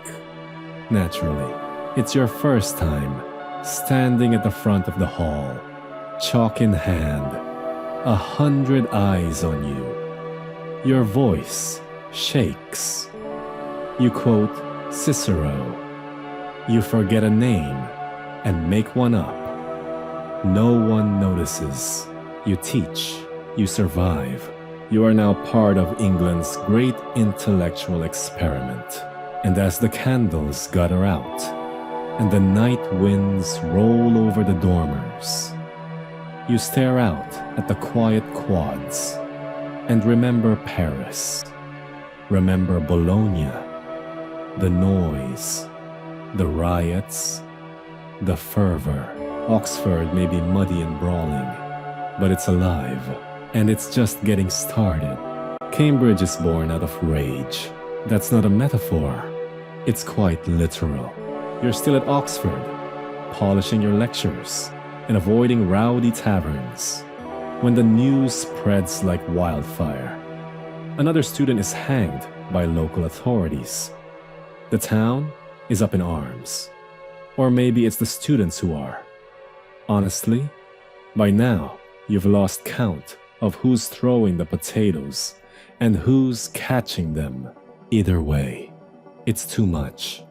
Again, in 1209, just like what happened in Paris decades earlier, a group of scholars pack up and leave. They don't protest. They don't riot. They vanish. Dozens of them, like academic ghosts. They head east, toward the misty fens and whispering reeds of Cambridgeshire. It's colder there, flatter, bleaker even. You think they're mad at first. Who in their right mind sets up a school in a swamp? But curiosity gets the best of you. So you follow. And when you arrive in Cambridge, something clicks. It's not the town itself, though it's charming in a soggy, underdeveloped kind of way. It's the quiet, the raw potential, the smell of wet earth and damp parchment. The first lectures happen in rented houses, barns, even the back rooms of pubs. You sit on a damp wooden stool, next to a barrel of dried fish, listening to someone discuss the logic of Peter Abelard, while trying to ignore the rats beneath your feet. Not glamorous, but thrilling, mainstream historical fact.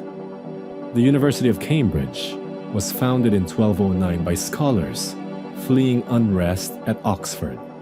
Though initially small and scattered, it quickly developed a reputation as a center for rigorous scholarship, especially in mathematics, logic, and theology. You watch as the scholars organize themselves, slowly, carefully. There's no king's charter yet, no grand library, Just a bunch of stubborn intellectuals, a handful of texts, and a mutual loathing of Oxford's mayor. They name it a studium generale, like Paris. And even though it's unofficial at first, everyone knows it. Cambridge is serious. You find a place to stay in a rented room above a dyer's shop. The fumes are intense. You wrap your scarf tighter and dive into your work. The students here are younger, wilder. They've heard tales of the great schools of Paris and Bologna and want to build something better. You help establish rules. Lectures begin at dawn, debates after midday, and no sword fighting in the latrines. Again, you're learning the rhythms now. Universities evolve from chaos. First, the escape. Then, the makeshift schools. Then, slowly, the colleges. That's what happens here too. You're present when Peterhouse is founded in 1284. It's not much. A few rooms, a warden, some overly enthusiastic students. But it marks the beginning of Cambridge's permanent rise. Soon after, Clare College, Pembroke, and the grander King's College take root. Each one has its own culture, its own rivalries. You stay at Peterhouse, where the students are mostly poor, but fierce with ideas. You tutor a boy who can quote Seneca backward and whose only pair of shoes are made from stitched pigskin. You share your bread with him during winter, and he later helps you translate a treatise on music theory from Arabic. Your room is small, but it's yours. A cot, a window, a stack of manuscripts that constantly threatens to avalanche. Every morning, your fingers ache from writing, and your thoughts buzz from the previous night's disputes. And oh, the debates. Is the Trinity logical? Can the world be eternal if God is timeless? Would Aristotle survive a night in a Cambridge tavern? You argue all of it. Quirky tidbit. In early Cambridge, some scholars practiced a form of mnemonic learning using memory palaces, imagined architectural spaces where knowledge could be stored room by room. One overly ambitious student claimed he'd memorized the entire Bible by mapping it onto the layout of the local tavern. He could quote Revelation from the third bar stool by the fireplace. And yet, for all its growth, Cambridge remains in Oxford's shadow. You feel it. That chip on the shoulder. The constant comparisons. Oxford has the king's favor, the oldest colleges, the prestige. But Cambridge, it has hunger. You're there when the town's bishop steps in to offer land and protection to the university. Finally, some official muscle. Cambridge becomes less vulnerable, less temporary, and the curriculum expands. Mathematics especially flourishes here. A young man, skinny, quiet, slightly odd, spends hours staring at shadows cast by sundials. He sketches triangles obsessively, talking to himself about ratios and spheres. Everyone thinks he's wasting time. Later, his name will be whispered like a spell. Isaac Newton. But that's still centuries away. For now, you're part of something tender, messy, glorious. The first libraries appear. The first university statutes are inked onto parchment.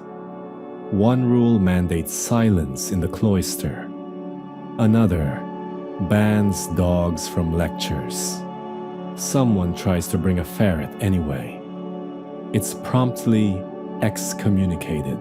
Historians still argue whether Cambridge was intended as a deliberate rival to Oxford, or simply a safety valve. But you can feel it in the air. This is no accident. This is evolution. As the colleges grow, so does their ambition. Cambridge begins to produce its own clergy, its own jurists, even its own poets. They go on to advise kings, to map the stars, to invent new kinds of clocks. You still miss Oxford's warmth, its chaotic beauty. But here, in the wind-washed fens, your mind stretches farther. You study astronomy under a master who believes the stars are held in place by crystal spheres. You attend a secret experiment where someone tries to make gunpowder. You read a banned Arabic manuscript by candlelight and feel the weight of heresy pressing on your ribs. And one day, when you've grown older, perhaps a little wiser, you give your final lecture at Peterhouse. The hall is crowded. Students sit on the floor, huddled in cloaks, notebooks at the ready. You speak not just of Aristotle or Aquinas, but of something larger, the need for doubt, for humility, for asking better questions. They don't clap, of course. That's not the custom. But afterward, one student presses a wax-sealed scroll into your hand. It's a copy of your notes, illuminated, with a little drawing of a goat reading a book in the margins. You don't cry, but it's close. That night, you walk alone down the lane, your lantern swinging. The sky is clear. Stars shimmer above the rooftops of Cambridge. Another university, born of flight and fury, has taken root. And this one's going to change everything. You find yourself drifting south again. Maybe it's the scent of citrus and sun-warmed stone that pulls you. Or maybe you're just tired of soggy socks and perpetually grumbling clerics. Either way, you've heard whispers of something ancient stirring to life, something that feels less like a rebellion and more like a resurrection. You arrive in Italy, not the dusty parchment Italy of monastic scriptoria, but the humming city-states as competitors, Italy, places like Padua, Naples, Siena, and Florence. Yes, Florence, with its painted ceilings and bankers with Latin degrees. Cities where learning doesn't come from fleeing mobs or angry bishops, but from civic pride and an unusual new force: money. These are the civic universities, and unlike their monastic cousins, they're not run by cloistered monks muttering prayers over inkwells. They're sponsored, funded by cities themselves. That's right, mayors and guilds now decide to spend their tax florins not just on walls and fountains, but on professors. Because if Bologna proved anything, it's that knowledge is power. And in Italy, power always finds its way into a ledger. You start in Padua, founded in 1222 by, surprise, scholars fleeing Bologna. It's rough at first. Muddy streets, pop-up lecture halls in borrowed basilicas. But it grows fast, fed by Venice's wealth and ambition. They want to rival Bologna, but do it with better food and fewer riots. The difference hits you immediately. In Padua, students wear bright clothes. They debate freely, even loudly. And the curriculum? Oh, it's delicious. They study law, medicine, rhetoric, astronomy, Arabic philosophy, Greek revival texts, and, wait for it, actual dissection. Yes, you're present at one of the earliest recorded anatomical dissections in Europe. You sit on a wooden bench in a crowded amphitheater, packed elbow to elbow with scholars and students. Below, a body lies on a stone slab. A master physician walks the class through the muscles of the arm like it's a lecture on architectural supports. The smell is impossible to ignore, but you stay, eyes wide. Because here, science isn't something feared. It's something celebrated. Mainstream historical fact. Padua would go on to become one of Europe's leading medical schools. Its professors helped reintroduce Greek medical texts and normalize human dissection, at least in academic settings. Hundreds of years before many northern institutions caught up. You also notice something else. The professors here aren't necessarily clergy. Many are laymen. Some have wives, children, drinking habits. One tutors his students at a wine shop every Thursday. It's chaotic, human, alive. There's less Latin chanting, more gesticulating, less penance, more patronage. Scholars are paid by the city, with salaries funded through local taxes and student fees. It's not quite the marketplace, but it's close. Quirky tidbit. The University of Siena at one point agreed to pay professors based on a student satisfaction survey. The more students liked you, the more you earned. One professor handed out small cheese wheels during lectures. His popularity skyrocketed. You bounce between cities for a while. Naples is next. Founded in 1224 by Emperor Frederick II. Not exactly a monk's monk.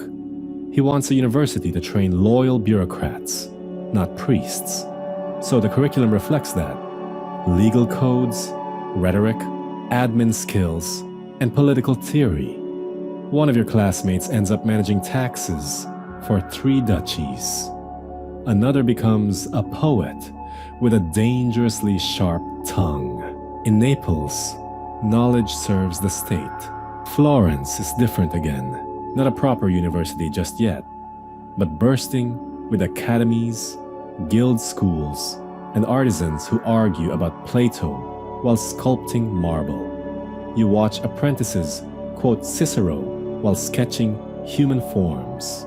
You sit in on a debate about whether geometry can prove the existence of God. The baker downstairs insists yes. The tailor passionately no. And always, the cities compete. If Padua invents a new method of teaching law, Siena copies it, then adds flair. If Naples opens a new lecture hall, Florence commissions a prettier one. Knowledge becomes fashion, prestige, something to collect and show off like jeweled chalices. It's exhausting and thrilling. You help draft a new curriculum in Padua that incorporates Greek logic, Arabic astronomy, and contemporary Italian law. Your notes become a reference for younger scholars. You're invited to dinner with a Venetian senator who wants your opinion on the stars. His wife corrects your Latin declension, but you're too flattered to mind. You wear finer robes now, eat better meals. There's even a rumor you've been granted honorary citizenship in 3 cities, though only Naples sends a certificate rolled in silk with your name spelled wrong. One night, you stare out over a cityscape of tiled rooftops, lit by lanterns, and think, universities aren't hiding anymore. They're not tucked away behind abbey walls or sheltering from mobs. They're demanded now, funded, protected, even debated. Historians still argue whether the civic universities represented a purer form of academic freedom or simply a new kind of intellectual servitude, where scholars traded bishops for bankers. You sip a cup of warm wine and wonder if it matters, because either way, the Renaissance is coming, and it's coming through these universities like a flood through open gates. Mathematicians calculate better star charts. Doctors question Galen. Lawyers revise ancient codes. And everywhere you go, people, rich, poor, young, old, are talking about ideas. Not just God, not just heaven, but motion, light, art, power. And in all of this, you feel it again. That flicker of something ancient and sacred, first whispered in the arches of Bologna. Knowledge, not for escape, but for transformation. You wake to bells, not tolling for mass or summoning for prayer. These bells have a different ring. They're sharper, quicker, meant to call people not to a chapel, but to a lecture. You're in Paris again, but this time, it's not the same. It's the early 1300s now. The air still smells faintly of whetstone and roasted chestnuts, but there's a new tension that crackles through the Latin Quarter. The University of Paris has matured, grown a spine, some might say. Others would say it's grown a dangerous sense of its own importance. And you're right in the thick of it. Because tonight, we're plunging into the rising conflicts between intellect and authority, between the Pope and the philosopher, between what is holy and what is provable. Buckle up, or at least adjust your scholar's robe. This section's going to get spicy. Let's talk about Aristotle. The works of the ancient Greek philosopher have been trickling into Europe for over a century now, thanks in large part to Arabic scholars preserving, translating, and commentating them. And by now, scholars in Paris aren't just reading Aristotle. They're debating him, teaching him, living by him. But there's a problem. He doesn't always agree with Christian doctrine. Take the soul, for example. Aristotle doesn't describe it quite the way Augustine did. His views on eternity, causality, even the structure of the cosmos, they raise eyebrows in ecclesiastical circles. And so, the Church pushes back. In 1210, 1270, and again in 1277, various bishops of Paris, backed by papal authority, issue condemnations, bans, decrees. Thou shalt not teach these ideas, they say. Lists are drawn up, professors named, manuscripts burned, lectures forbidden. You attend the lecture anyway. It's held after dark, behind shuttered windows, candles low and voices hushed. The professor, a gaunt man with an ink-stained collar, whispers phrases like the uncaused cause, an eternity of the world, with the reverence of someone describing forbidden fruit. You scribble notes furiously, heart pounding. Because this isn't just philosophy, it's dangerous thought, mainstream historical fact. The 1277 condemnations by Bishop Etienne Tempier targeted 219 propositions considered heretical, including the idea that God could not create multiple worlds. This crackdown shaped scholastic philosophy for centuries, pushing scholars to define divine omnipotence in more creative terms. But of course, as with all things forbidden, the students love it. You see groups forming around different intellectual factions. There are the Averroists, who follow the Arabic commentator Averroes and claim that philosophy and religion are separate paths to truth. Then there are the Thomists, backing Thomas Aquinas, who believes faith and reason can coexist in harmony. And of course, the die-hard conservatives, who just want everyone to stick with the Psalms. And please, stop talking about celestial spheres. You get pulled into more than one shouting match at a tavern. One student argues that God is bound by logic. Another insists that God transcends logic entirely and can turn wine into giraffes if he wants. A third throws a crust of bread at both of them and declares he's switching to medicine. At the heart of all this, Thomas Aquinas. You attend his lectures. Yes, the Thomas Aquinas, Dominican friar, philosopher, and probably the only man alive who can recite all of Aristotle and still make it back for Vespers. He's soft-spoken, painfully precise, and when he speaks, the entire room listens like it's scripture. You catch him saying, "Reason and faith are not enemies. They are wings of the same bird." He dies in 1274, but his influence spreads like fire through parchment. Even the condemnations can't stop it, because scholars, students, and teachers begin to do something radical. They question the condemnations themselves. They ask, who decides what can be known?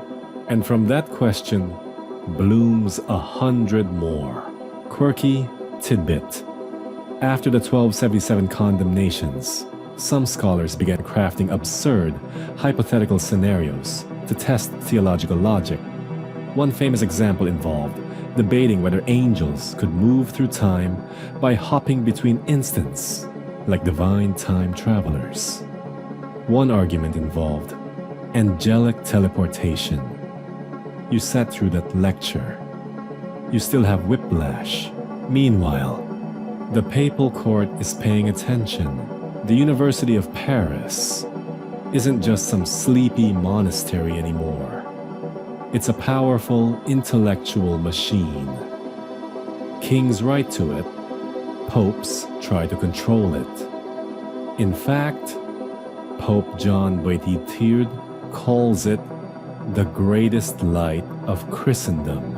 So, of course, the Church tries to shape it. You witness the tension firsthand when a debate on free will turns into an all-campus standoff. A Dominican accuses a lay professor of impiety. The student guilds threaten strike. The bishop steps in. You're caught in the crowd, watching as scholarly freedom balances on the tip of a theological spear. Historians still argue whether these medieval intellectual crackdowns truly suppressed thought or inadvertently sharpened it, forcing scholars to define, justify, and evolve their ideas with unprecedented rigor. You think it's a bit of both. You begin to understand that the university isn't just a place to learn. It's a battleground of ideas, policed by power, shaped by faith, but always drawn forward by curiosity. And yet, amid the tension and turmoil, something remarkable is happening. Universities are no longer just collections of lectures. They're beginning to develop internal cultures, codes of conduct, faculty senates, libraries, student rituals, even primitive tenure systems. For the professors who don't get excommunicated, they are becoming self-sustaining. You join a faculty council where a major dispute erupts. Should theology or natural philosophy get the larger lecture hall? A heated vote ends in compromise. Theology keeps the morning slot. The philosophers get the better coffee. And slowly, year by year, the idea of the university as a permanent institutional fixture becomes reality. It's no longer a miracle. It's a system. It persists even during plague, famine, or papal politics. It outlives kings because the minds it cultivates, restless, skeptical, burning with questions, they carry it forward, even when forbidden, especially when forbidden. One snowy evening, as you light a candle in your freezing dormitory and unroll a scroll covered in Latin, Arabic, and Greek script, all arguing with each other, you smile. This is what you came for, not comfort, not certainty, but the beautiful, maddening, divine act of asking anyway. You can smell the ink before you see the books. Thick, mineral-heavy, gritty ink clinging to the parchment like soot on stone. It's the kind of scent that tells you you're not just in any library. You're standing in a scriptorium, the intellectual heart of the university. The scratching of quills echoes like soft rainfall in this vaulted chamber, and every candle flicker casts dancing shadows over a forest of manuscripts. You blink. The flickering's real. Welcome to Oxford. Sometime around the late 1200s. Tonight, the story shifts from continental Europe to England, where another mighty intellectual engine is revving to life, one that will rival Paris, challenge it, and eventually influence the very structure of knowledge for centuries. You pull your cloak tighter and step into the chilly, rain-washed lanes of a young Oxford town. It's muddy, loud, and very much a construction site. Colleges are going up around you, some with grand Latin names, others so new they don't even have doors yet. But their ambitions? Towering. This isn't just a transplanted Paris. This is a different creature altogether. In Oxford, you quickly notice the scholars aren't just studying theology and philosophy. They're also obsessing over things like logic puzzles, natural science, grammar, mechanics, and, believe it or not, astronomy, using flawed armillary spheres that look more like medieval chandeliers than anything NASA would approve. And it's here, in this mucky, argumentative, rain-loving environment, that you encounter the strange genius of Roger Bacon, a friar, a polymath, and, let's be honest, a bit of a crank. Bacon lives on the edge of university life, like a storm cloud. You're lucky enough to slip into one of his discussions before he's silenced by the church. He rants about everything: the failings of university methods, the importance of direct observation, even the use of lenses to sharpen human vision. You watch him sketch out what could someday become a telescope and mutter something about gunpowder recipes. No one listens yet. Mainstream historical fact. Roger Bacon was among the first Europeans to systematically argue for empirical observation and experimentation long before the scientific revolution. His Opus Majus, completed in 1267, is a sweeping treatise on everything from optics to calendar reform. You pass by a dormitory one evening and catch a few students chuckling over a copy of Bacon's treatise, reading aloud his warnings about philosophers who are too arrogant to admit ignorance. You laugh too. It hits a little close to home. But Bacon isn't Oxford's only intellectual firebrand.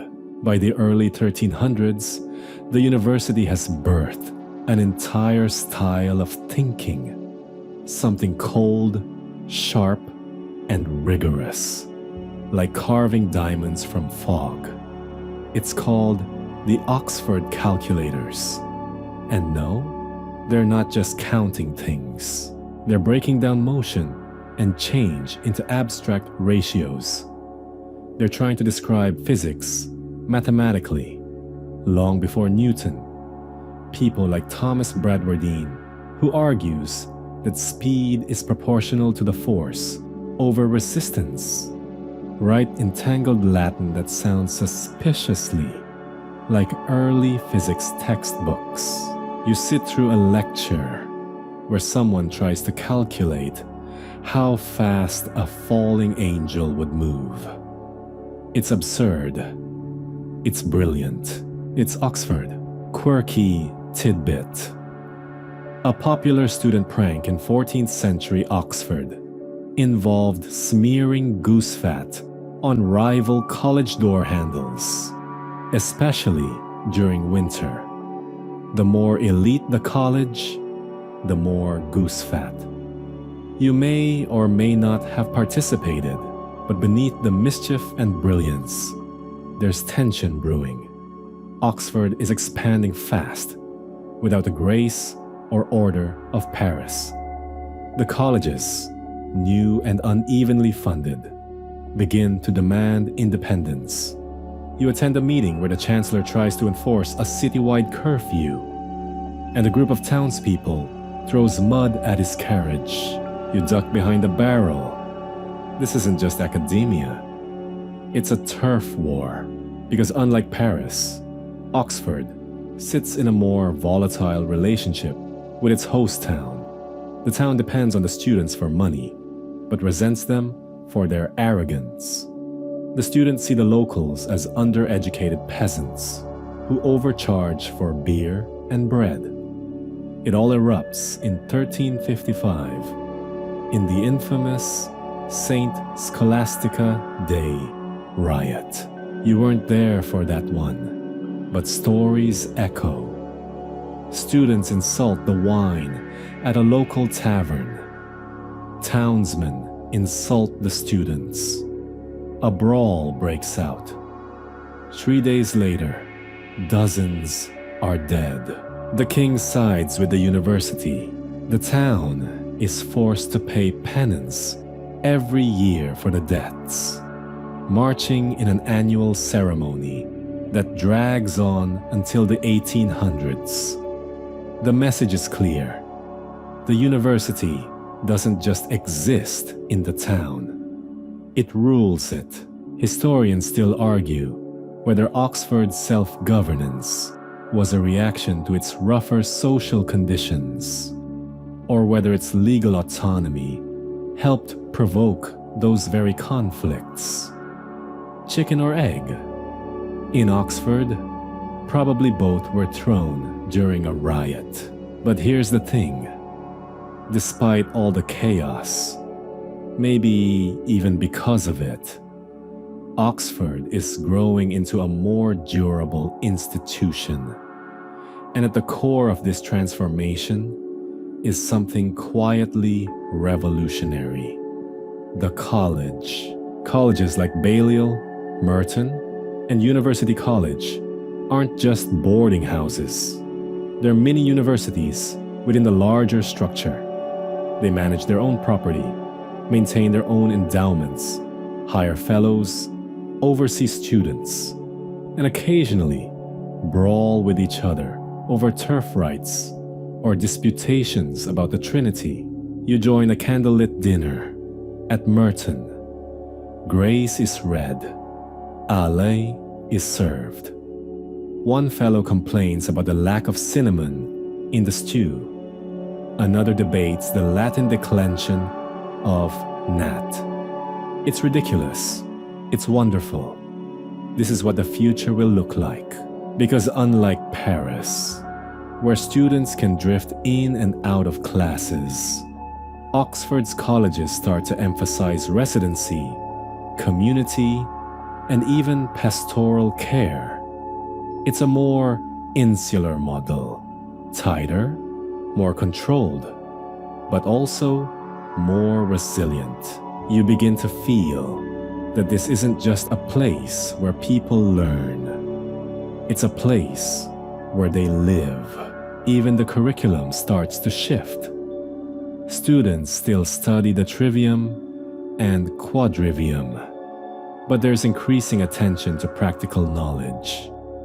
You see treatises on medicine, law, even astronomy charts based on Arabic models. One professor tries to calculate the date of the apocalypse using lunar cycles. He's still working on it. Late one evening, you wander into the new university library, still under construction. It's modest, just a few shelves, some chained books, and a goose feather quill perched in a jar. But something about it feels eternal. The university no longer survives on borrowed rooms and temporary favors. It has property now, legal charters, rights, patronage. Kings write to it. Bishops seek its advice. The church watches nervously.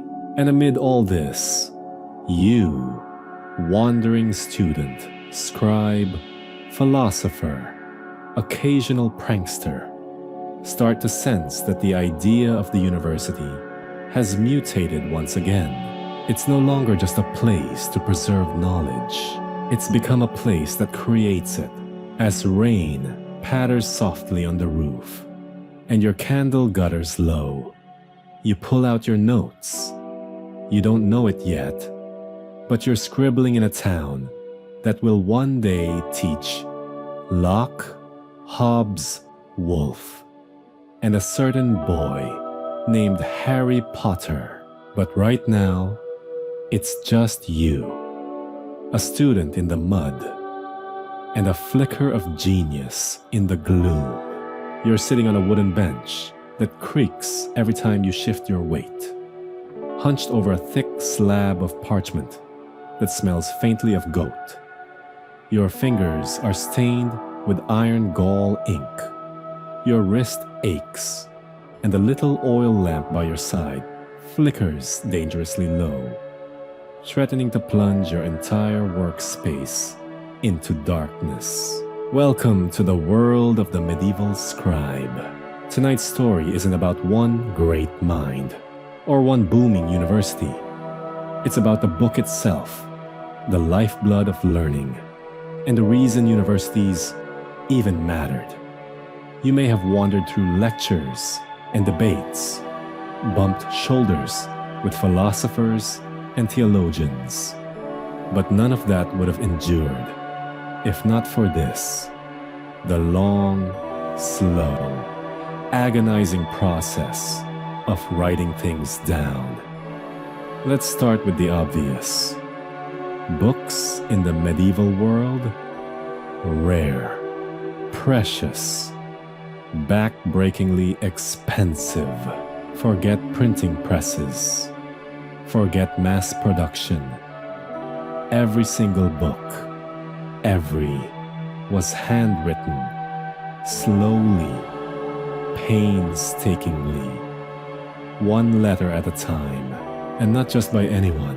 You're in a scriptorium, likely attached to a monastery or a cathedral chapter, though by the 13th century, many large universities and cities are setting up their own. The air here is dry, on purpose.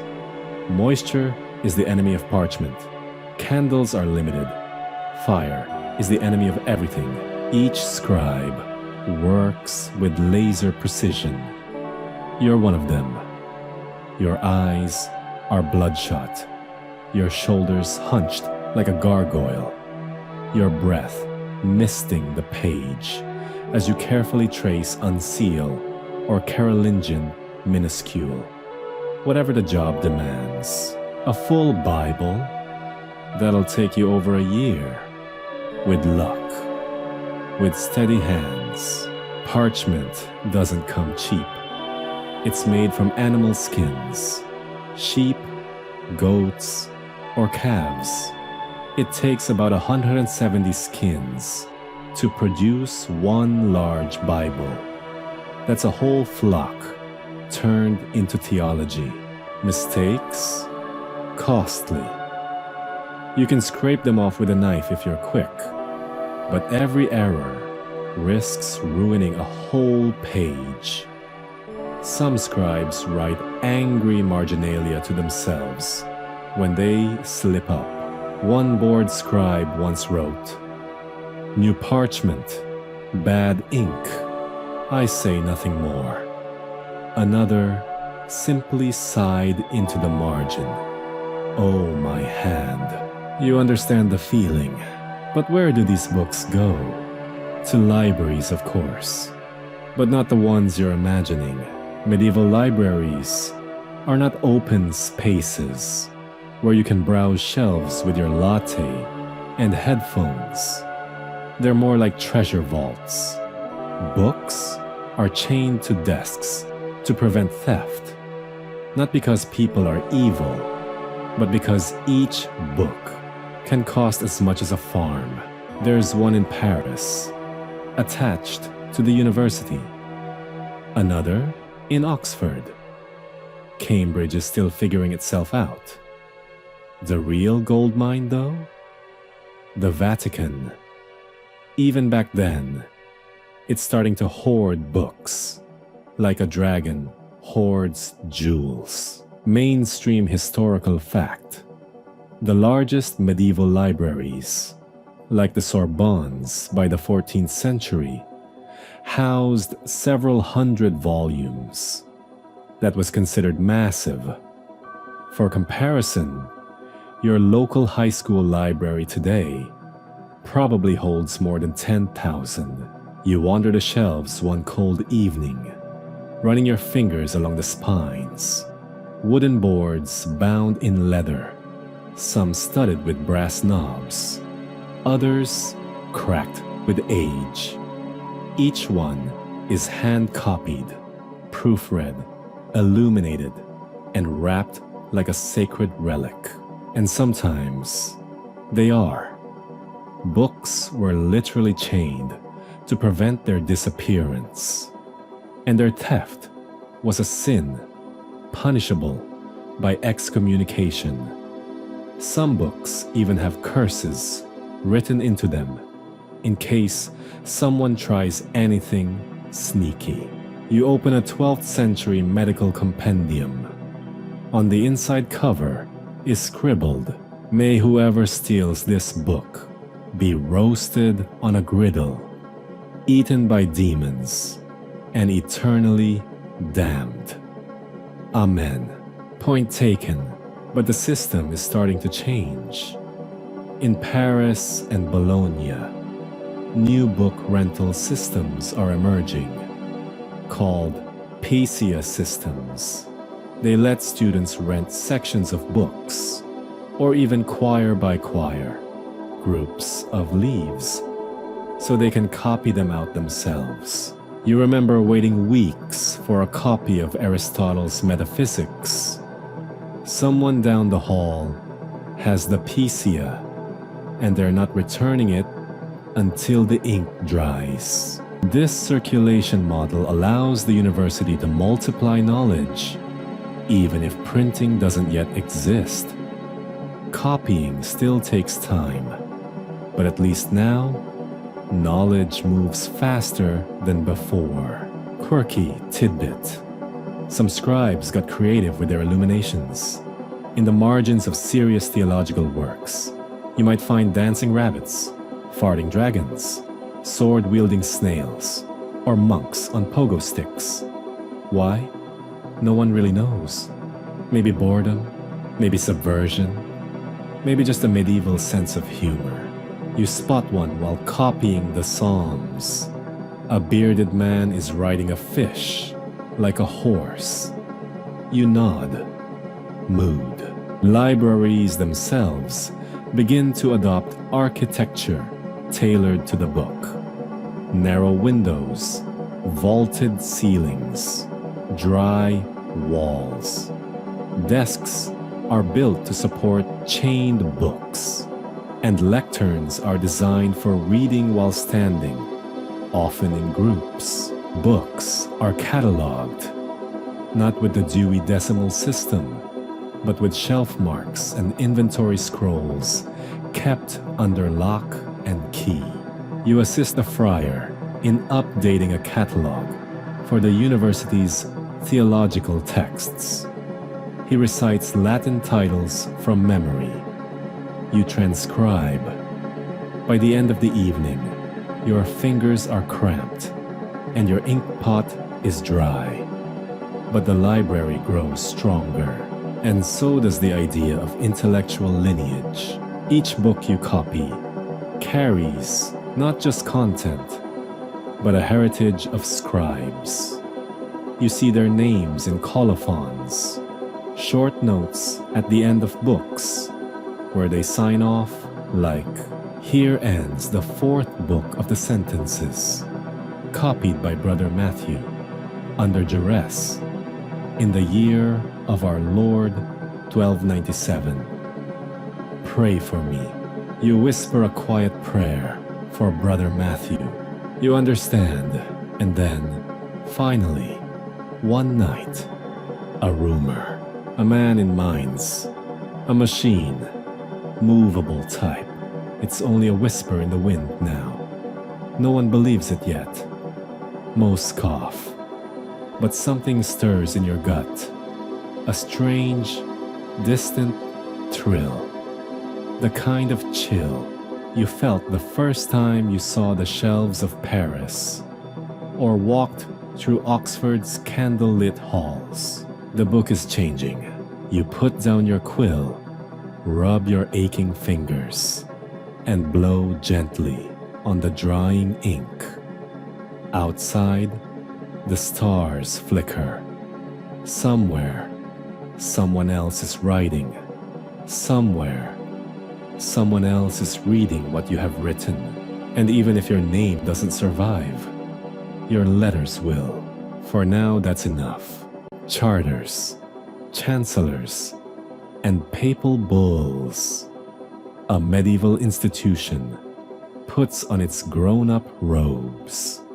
You sit at the edge of a plaza in Paris, beneath the long shadow of Notre Dame, watching a group of robed scholars debate the finer points of Aristotle, while a fishmonger shouts nearby about half-price eels. It's a collision of worlds, sacred, scholarly, and slippery. But you're not surprised. After all, something big is happening. The university, your university, is about to become official. Not just a bunch of clever people arguing in rented rooms. Not just a ragtag collection of monastic scholars scribbling in scriptoriums. Not just a bunch of students throwing inkwells and dodging rent. A real institution with rules, with hierarchy, with paperwork. Let's rewind a bit. The 12th and early 13th centuries saw universities springing up organically, first around cathedral schools like Notre Dame in Paris, then around legal centers like Bologna, or in smaller but fiercely independent places like Oxford. These weren't founded in the modern sense. They kind of emerged. But now, the stakes are higher. Too many minds, too many books, too much authority, and too many disputes. So, like every growing medieval thing, town, church, or knightly order, your university needs legitimacy. It needs a charter. It needs to be recognized as a legal entity, a universitas, literally, a whole or corporate body. Not a building, but a guild of scholars. In 1231, the University of Paris, where you're currently auditing theology between wine-soaked poetry nights, receives a papal bull from Pope Gregory the Wine. It's called Parens Scientiarum, Mother of Sciences. This is the big one.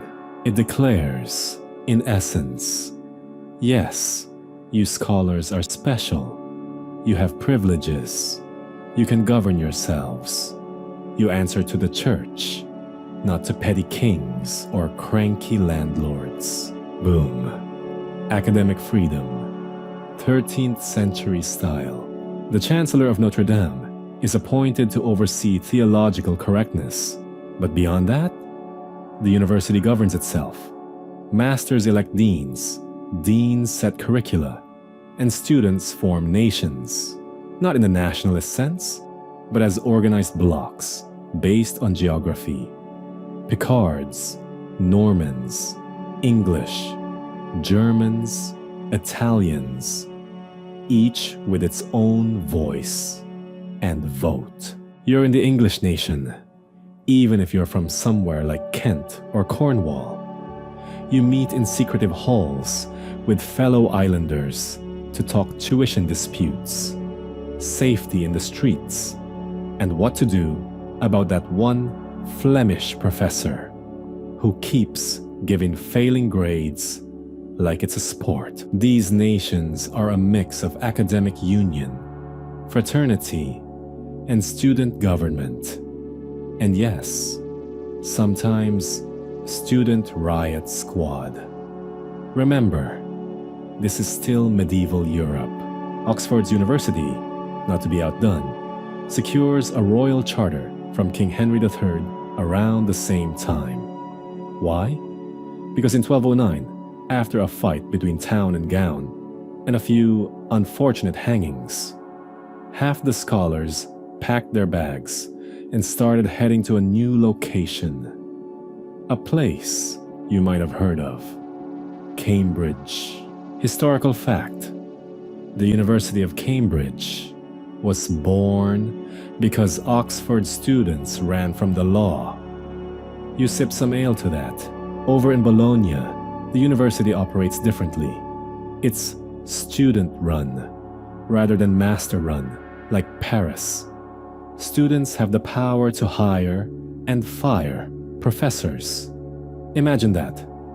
You, a mere undergrad, deciding whether Master Guglielmo gets paid this semester. These evolving structures give rise to formal faculties: arts, law, medicine, and theology. You must graduate from the Faculty of Arts before moving on to the others, which means you need to master the trivium, grammar, logic, rhetoric, and the quadrivium, arithmetic, geometry, music, astronomy. You know, the basics. After years of lectures, disputations, and oral exams, you might finally receive a license to teach, the coveted licentia docendi. It's not a diploma in a nice frame. It's permission from the Pope, the Bishop, or your university chancellor to go out into the world and start your own classroom. Quirky tidbit. At some universities, graduation ceremonies involve the new masters throwing a party for their professors and paying for a feast. And the robes, those academic gowns, borrowed straight from clergy dress codes. Today's cap and gown rituals are just leftovers from 13th century clerical fashion. Of course, with official status comes bureaucracy.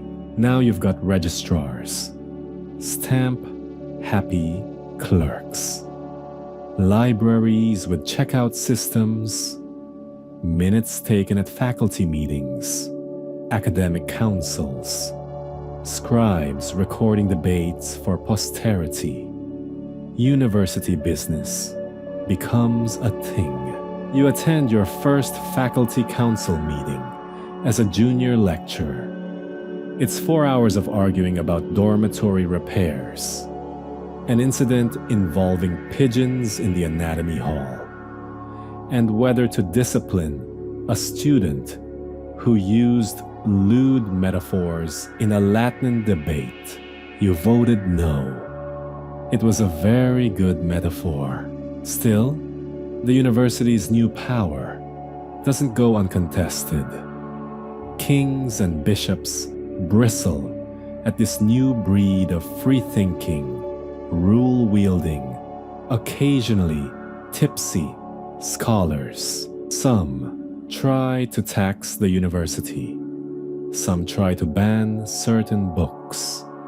Others, like King Philip IV of France, keep a very close eye on professors who might be spreading ideas that threaten royal authority. And yet, the university endures because it has friends in high places, not just kings, but popes. And ideas, once loosed, are hard to chain back up. By 1300, the idea of the university has taken hold across Europe. Prague, Krakow, Heidelberg, Salamanca all follow the models of Paris and Bologna.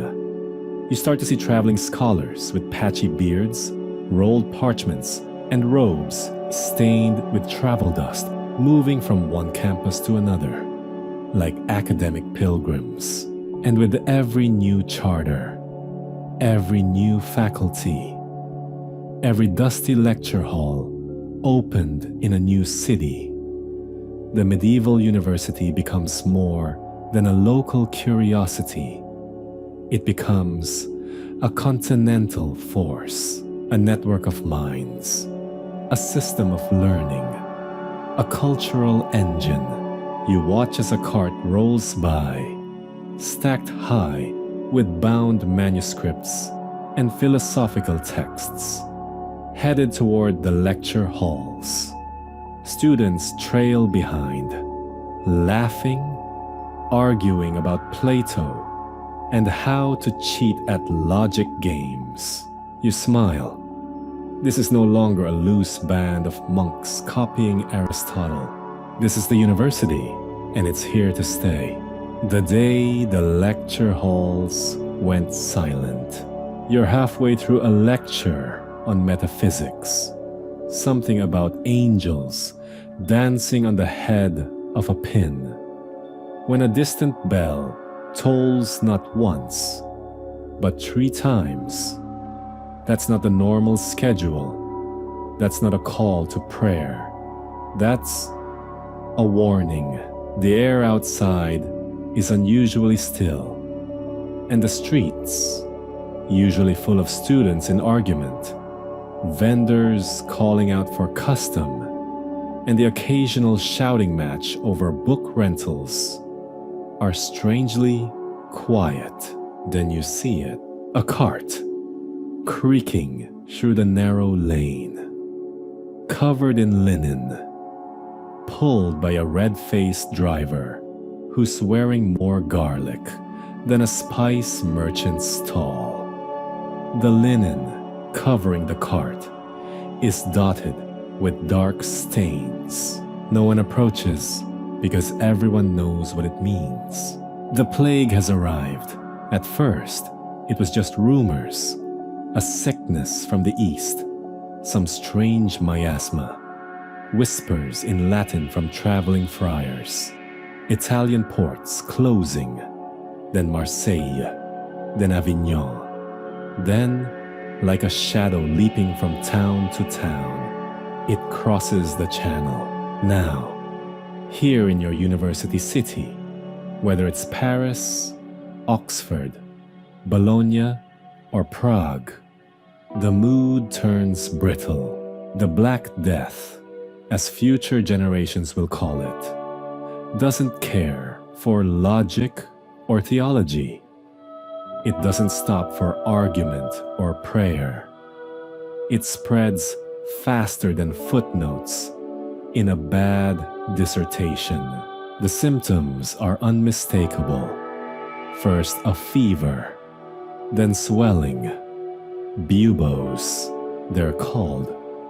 Nasty purple lumps in the groin or armpits, then blackened fingers, delirium, death, sometimes in days, sometimes in hours.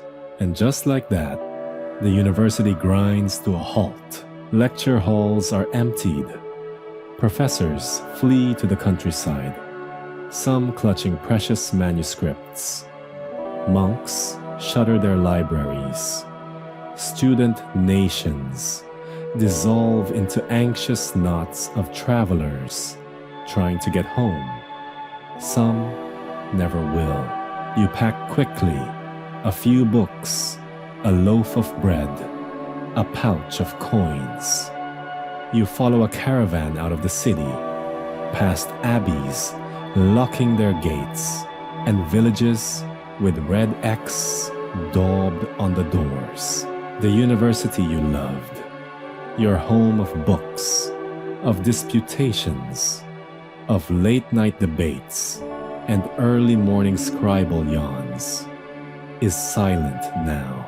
But it's not just silence, it's panic. Some call it punishment from God. Flagellants parade through towns, whipping themselves in penance. Others blame outsiders, foreigners, even scholars. Accusations fly like bad translations. Some physicians blame bad air. Miasma theory, they call it. Others suggest imbalanced humors, or planetary alignments, or sin. A few clever doctors recommend isolation. Most are already dead. The university world watches helplessly as society cracks. At Cambridge, records show a near complete halt in classes by 1349. Oxford suspends lectures. Paris becomes a ghost town of empty cloisters and abandoned dormitories. Professors die mid-term. Entire student rosters vanish. In Bologna, where legal study once boomed, some city records are reduced to mortality lists. The smell of incense and lime is everywhere, trying to cover the stink. Bells toll for the dead until the ringers themselves succumb. Your university life, once governed by syllabi, charters, and disputations, is now about survival. But something odd happens in the aftermath. Survivors return. Not all, maybe only a fraction, but they come back to the university towns, dragging their trauma, their questions, and their need for order with them. There are fewer students now, fewer masters, fewer books, but more questions. How could this happen? What does it mean? How do we make sense of death when all our logic collapsed with it? And out of that chaos, out of the mass graves and abandoned lecture halls, comes a strange, new spark. The curriculum begins to shift. Scholars turn more sharply toward medicine. The medical faculty, often treated as an afterthought, gains new urgency. Dissections, once rare and whispered about, become more accepted. Doctors begin testing old theories against new realities. Others turn inward, toward mysticism, numerology, astrology. If logic failed, maybe divine patterns could explain it. And some, just some, begin questioning the very institutions of power. If the church couldn't protect us, what could? You return to the university, months later, changed. The old scriptorium is half empty. Your favorite master is gone. The woman who sold ink on the corner hasn't been seen in weeks. The chancellor is speaking of merging faculties just to keep things running. But there's hope in the air too. The student nation's reform. A new crop of scholars arrives, younger, hungrier, aware that knowledge is fragile and the world can change overnight. You gather with a few friends in the old hall. Someone reads aloud from Boethius. Another scribbles a chart of the stars. And someone starts reconstructing the last few weeks of notes before everything fell apart. You take a deep breath. The ink still smells the same. The university may have been silent, but it is not dead. Like the survivors, it will transform. From this moment of plague and panic, something entirely new will rise. A university that will question more, explore deeper, and prepare for a world that doesn't always follow reason. You're hunched over a cracked wooden table, squinting at a manuscript that smells suspiciously like vinegar and old sweat. The ink is patchy, the Latin inconsistent, and the margins, oh, the glorious margins, are filled with scrawls about goat bile, powdered pearls, and the alleged medicinal properties of crushed emerald. You glance at your fellow student across the bench, who's trying to discreetly stuff a dried lizard into a pouch labeled Curatio Pulmonis. You don't ask questions. This is the medical faculty. And frankly, you're lucky to still have eyebrows. Hey guys, tonight, we're wandering down the drafty stone corridors of medieval medical schools, paging through grimy herbals, dodging dubious potions, and meeting some of the strangest minds to ever diagnose excess black bile as a lifestyle problem. So, before you get comfortable, take a moment to like the video and subscribe, but only if you genuinely enjoy what I do here. And leave a comment with your location and what time you're tuning in from, unless you're trying to leech out melancholy at 2 a.m., in which case, good luck. Now, dim the lights, maybe turn on a fan for that soft background hum, and let's ease into tonight's journey together.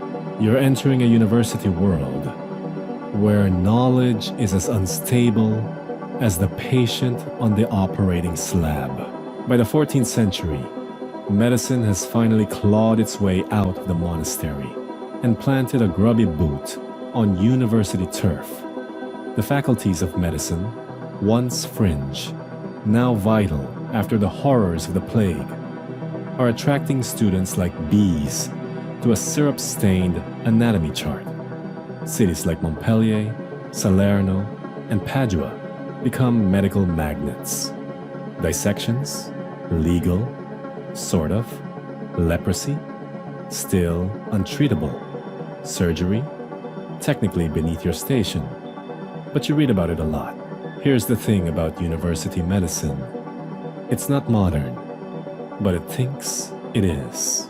You're expected to memorize Galen, Hippocrates, Avicenna, and a constellation of other authors, some of whom are clearly making it up as they go. The body is ruled by 4 humors: blood, phlegm, yellow bile, and black bile.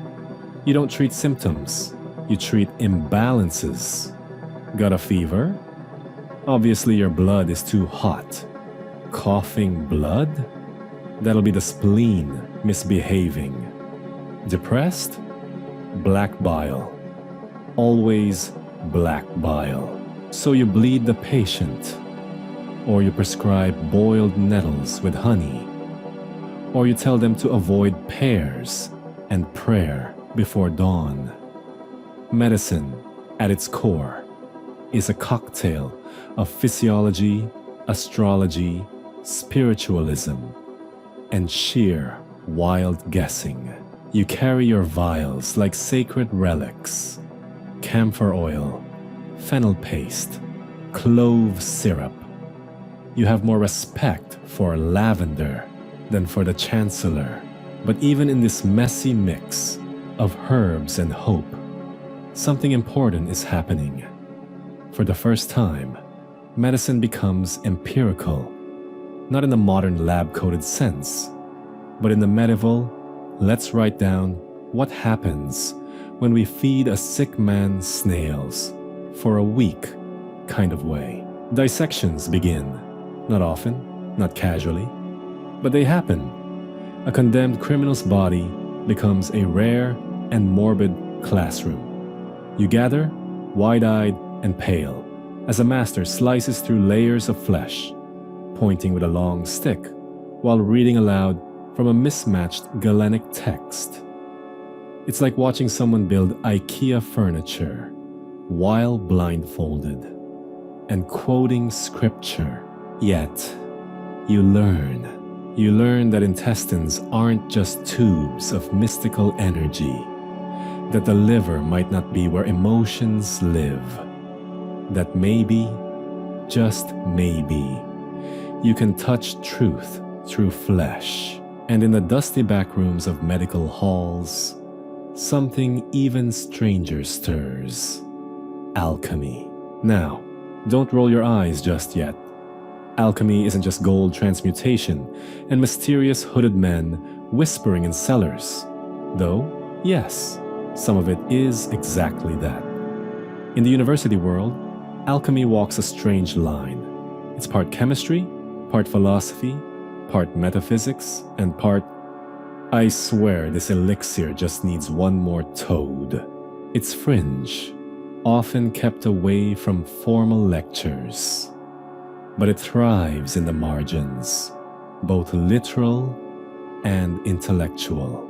You hear whispers about Roger Bacon and Arnold of Villanova, who blend medicine with mystical thought, poking at the boundaries of what's allowed. These thinkers toy with distillation, fermentation, and quasi-pharmaceuticals. Are they scientists? Are they sorcerers? The lines blur in the candlelight. One of your classmates has a secret copy of Liber Hermetis, scribbled over with constellations and planetary diagrams. It makes less sense the more you read it. One passage suggests bathing in mercury to purify the soul. Another recommends unicorn horn to neutralize poison. You wonder if anyone's told the unicorns. Historians still argue whether alchemy was a science, a scam, or a stepping stone. But whatever it was, it shaped minds. It pushed boundaries. It asked, what if, when other disciplines said, don't you dare? And it made people think, what is the body made of? What is the soul? Can the corrupt be purified? Medieval medicine and alchemy weren't just about fixing fevers. They were about understanding existence. Meanwhile, in the other margins, the physical ones, you're seeing another story unfold. Turn any medical manuscript sideways and squint. The edges are bursting with doodles, notes, curses, and commentary. Students use the white space for everything from recipes to jokes to insults directed at rival faculties. Master Hugo smells like boiled cabbage appears in at least 3 texts. And from these margins, we glimpse a truth. Students were humans. They had doubts. They messed up. They invented shortcuts. One of your peers literally sketches a miniature cheat sheet in the border of a diagnostic guide. Color-coded, no less. One popular gloss says, "When in doubt, prescribe wine and quiet." It's not bad advice, honestly. But beyond the jokes, the margins reveal intellectual freedom. While the core text recites Galen's theories, the scribbled notes ask, but what if fever isn't caused by heat? Or try rose water, worked for mother's headache. Or the ever bold, this makes no sense. And just like that, you realize knowledge doesn't just live in the main text. It grows in the margins. You're watching a shift, a quiet revolution, brewing between the lines.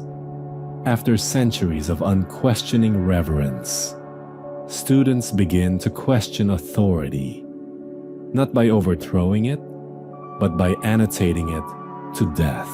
It's slow, it's subtle, but it's the beginning of critical thinking, and much of it starts in the messy, risky, experimental world of medicine and alchemy. You're nearing graduation now. Your final oral exam is looming, and your notes are a mix of Latin phrases, herbal sketches, and a troubling number of smudges that might be toad blood. Your robes smell faintly of camphor. You've spent more nights than you care to admit muttering about spleens and lunar phases. And still, you're not sure if you're a doctor or a magician.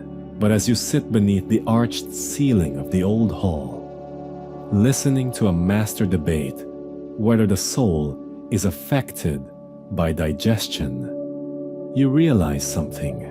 The medieval university isn't just passing on knowledge. It's teaching you how to search, even in the margins, even in the blood, even in the darkness. You're standing on the stone steps of your university's great hall, watching the late afternoon sun paint long shadows across the quad. There's a breeze tonight, lifting the scent of ink, hay, and something vaguely alchemical. A distant bell chimes the hour, its echo swallowed by the growing hum of a university that's no longer just a few old monks in woolen robes mumbling Latin. Because guess what? This isn't some sleepy cloister anymore. This is the late medieval university, and it's exploding. Not literally, unless you count that one time the alchemy students got too bold with sulfur. But culturally, intellectually, even geographically. And tonight, as the torches flicker and the scribes yawn, you're about to watch the university stretch its limbs across the continent. Welcome back to History Before Bed, friends. Your cozy, candlelit dive into the stories behind the syllabus. Like always, if you enjoy these slow burn episodes, give it a like, a follow, and maybe leave a comment about your favorite late night study snack from 1350. Dried figs, Warming ale, roasted turnip chunks. Don't knock it till you've tried it. Now, fluff your pillow, close your eyes, and picture yourself beneath vaulted ceilings and sky blue frescoes, because the university world is getting big. Let's rewind to around 1350, 1450, the tail end of the Middle Ages. You're in a Europe that's slowly crawling out of the horror of the Black Death. 1/3 of the population is gone. Entire towns are silent, and even monasteries are echoing with empty cells. And yet, the university doesn't die. It adapts, it evolves, it expands. See, the Black Death, awful as it was, had one weird side effect. It shook up society, with fewer workers and more demand for literate professionals, judges, notaries, physicians, theologians. The university suddenly found itself needed, badly. So, new universities pop up like mushrooms after rain. In the north, you get Prague, 1348, the first university in Central Europe. Over in Poland, Krakow, 1364, rises. Then Vienna, 1365, Heidelberg, 1386, Cologne, 1388. It's a whole wave. The model spreads, reshaped by local needs. A bishop might want to train more clergy. A king wants more bureaucrats. A city wants prestige. And boom, a new university charter is inked on stretched parchment. But it's not just the number of universities that grows. It's what they teach. Earlier, the curriculum was laser-focused on theology, law, medicine, and the liberal arts. But now, it's branching out. In places like Krakow, astronomy becomes a serious business. You're staring at stars through primitive instruments, charting planetary positions by candlelight, and debating the nature of orbits centuries before Copernicus drops the heliocentric mic. In Prague, you're reading John Wycliffe and daring to ask whether the church might be fallible. Scandalous.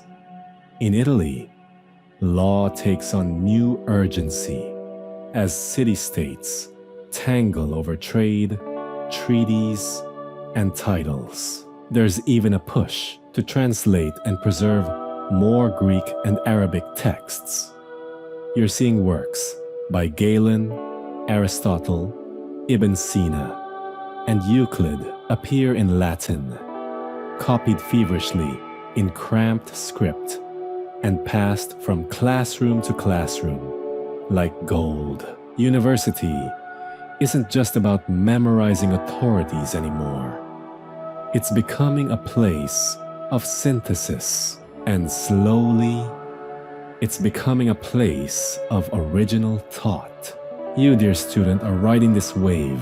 Your university is now a crowded little universe.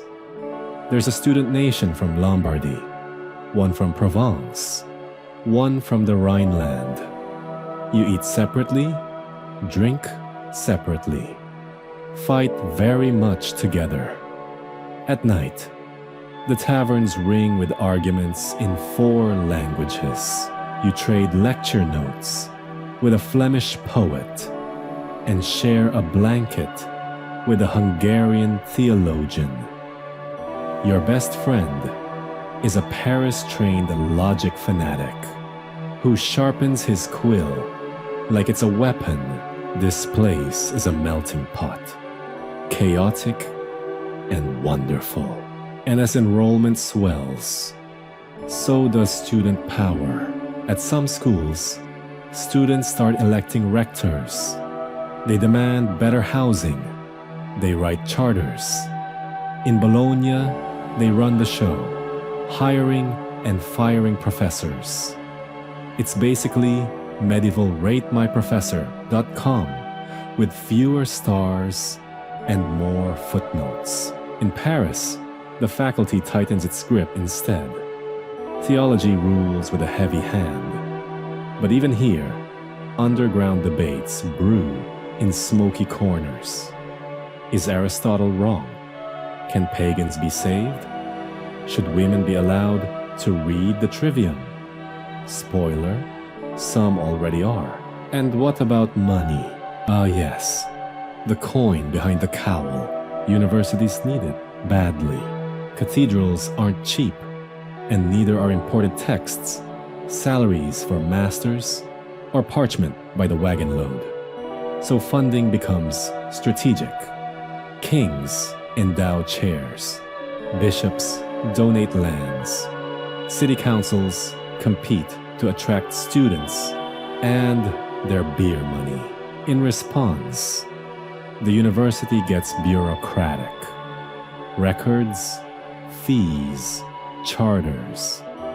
The chancellor's office now has a filing system of wax tablets, and student debt is officially medieval. You might pawn your boots for tuition, or teach grammar in a parish school for bread, or get an advance from your uncle's cousin's merchant guild. You do what you must, because this education, it's valuable now. It gets you into court, into church, into councils. It's your ticket out of the farm and into the halls of power. Meanwhile, the town-gown divide deepens. Local townsfolk, especially innkeepers and butchers, are sick of students skipping tabs and arguing about Plato in the street. A bar fight over logic can turn into a full-blown riot. In Oxford, this gets so bad that in 1355, a brawl over watered-down wine ends with 63 dead. The university wins the legal battle, naturally, and the city has to apologize every year for the next 470 years. No joke. This is the era of wild student energy. You recite Ovid with a hangover, sprint from a duel to a disputation, and occasionally get arrested for breaking curfew or insulting a bishop. But in all this chaos, you're part of something bigger, because knowledge is moving. Ideas are crossing borders. Traditions are being challenged. You're seeing a pan-European academic network forming, slowly, awkwardly, but powerfully. You could leave your school in Paris, travel to Krakow, and still follow the same logic curriculum. You can debate Averroes in Padua and hear the same rebuttals echoed a year later in Heidelberg. Scholars are beginning to correspond, sending letters, texts, and even students across borders. It's an early version of peer review, done via goose quill and foot courier. And finally, let's not forget the women. Officially, they're excluded. No formal university roles, no degrees, but unofficially, they're everywhere. Women copy texts, fund colleges, run student boarding houses. Some noble women study with private tutors and attend public lectures from behind latticed screens. A few enter convents that double as informal academies. A rare handful, like Christine de Pizan, challenge the entire male scholarly world in writing and win respect.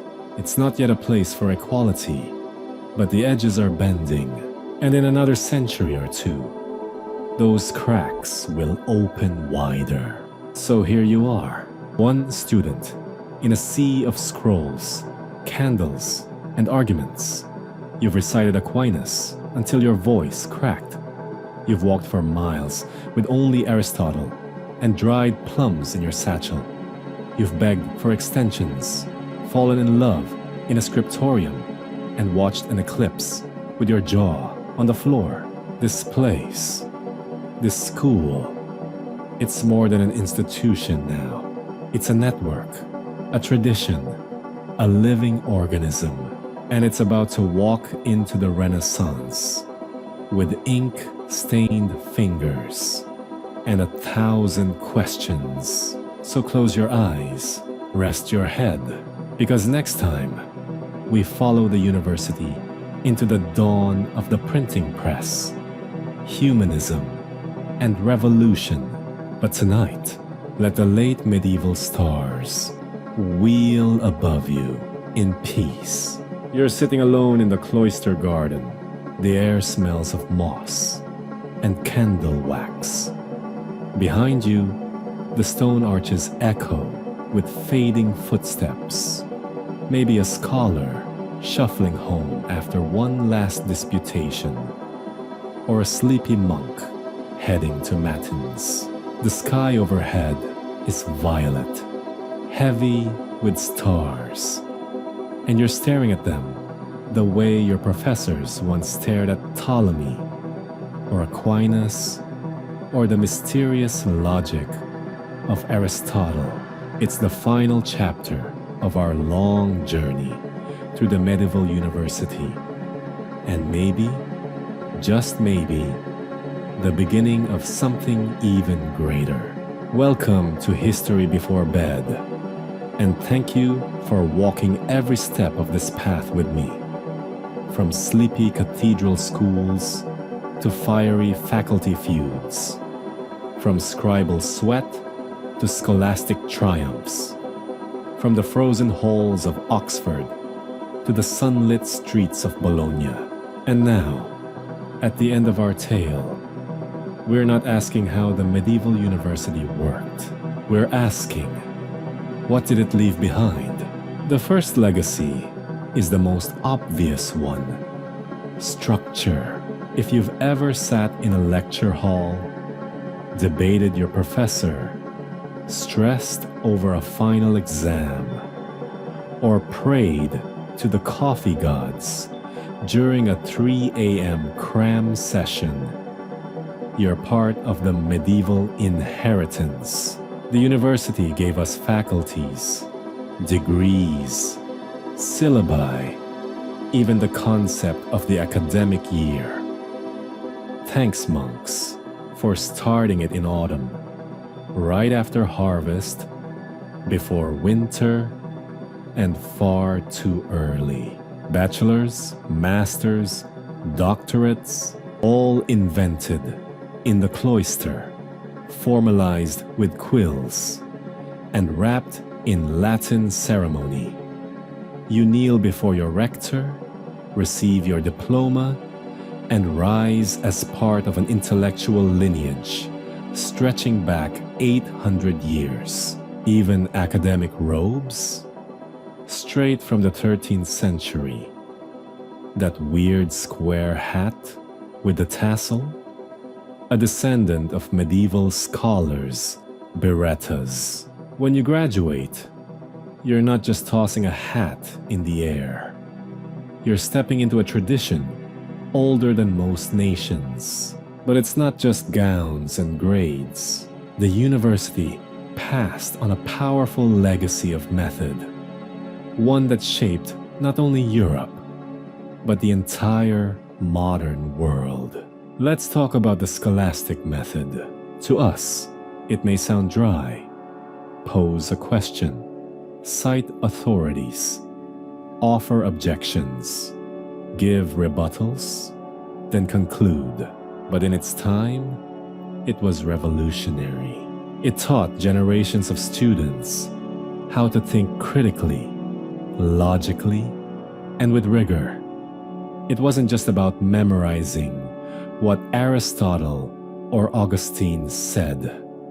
It was about testing it, pushing ideas until they bent or broke. Yes, it could be rigid, even dogmatic, but it also laid the groundwork for scientific inquiry, legal argument, and philosophical clarity. It trained minds to find patterns, ask better questions, and respect reason, even within faith. That's a legacy that echoes in courtrooms, laboratories, and classrooms to this day. Then there's the matter of knowledge itself. The university became Europe's great ark of learning.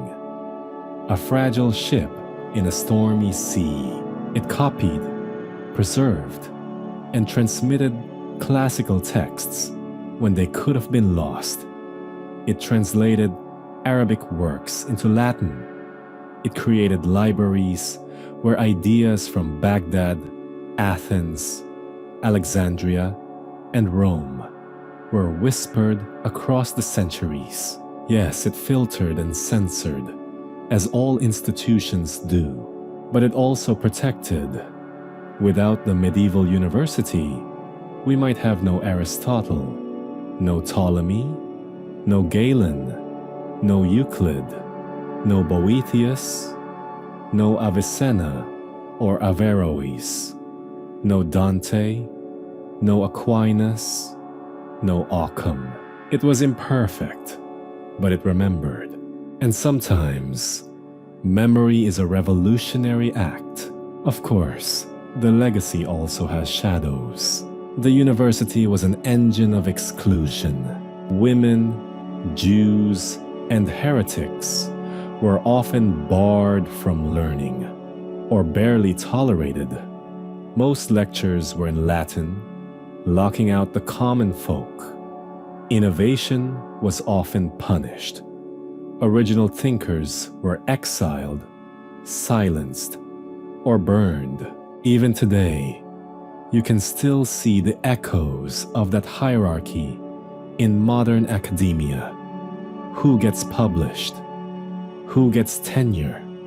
Who gets heard? But the story isn't frozen in the cloister. It keeps moving. And the cracks in the walls, they let the light in. Then came the printing press. The Gutenberg Revolution shattered the old scribal monopoly. Suddenly, texts could be copied by the hundreds. New voices could speak. Dogmas could be challenged because books could travel faster than bishops. Within a generation, the medieval university model would be transformed. By the 1500s, you'd see Protestant universities, Jesuit colleges, and scientific academies. By the 1600s, secular institutions were emerging. By the 1700s, women would begin sneaking in, first unofficially, then with force. By the 1800s, universities were global. The medieval university didn't end. It evolved, like a mind stepping into the light of a wider world. And what about the people? The souls who studied in silence. They left their mark too. Some became bishops, others doctors. Some copied books for decades, unnoticed. Others shaped nations with their pens. Some wrote poetry, or ran schools, or became obscure footnotes in dusty catalogs. But all of them carried something sacred. The belief that learning mattered, that asking why was worth a lifetime, that truth, however slow, however painful, was worth pursuing, even in candlelight, even when it cost you everything. So now, dear listener, it's time to say goodbye. You've sat through centuries of lectures with us. You've debated in Latin, ducked ink in the scriptorium, and watched the medieval mind bloom into something strange and beautiful. Tonight, you walk once more through the cloister, past the classroom, past the library, past the shadow of the pulpit, past rows of fig trees and roses, into the deeper stillness of a mind at peace. The air is quiet, the stars are watching, and the spirit of the university, the real university, isn't in the stone or the seal, it's in you. So close your eyes, let the vellum dreams carry you, and remember, the world we know was built not just by kings and knights, but by cloistered minds, scribbling in the dark,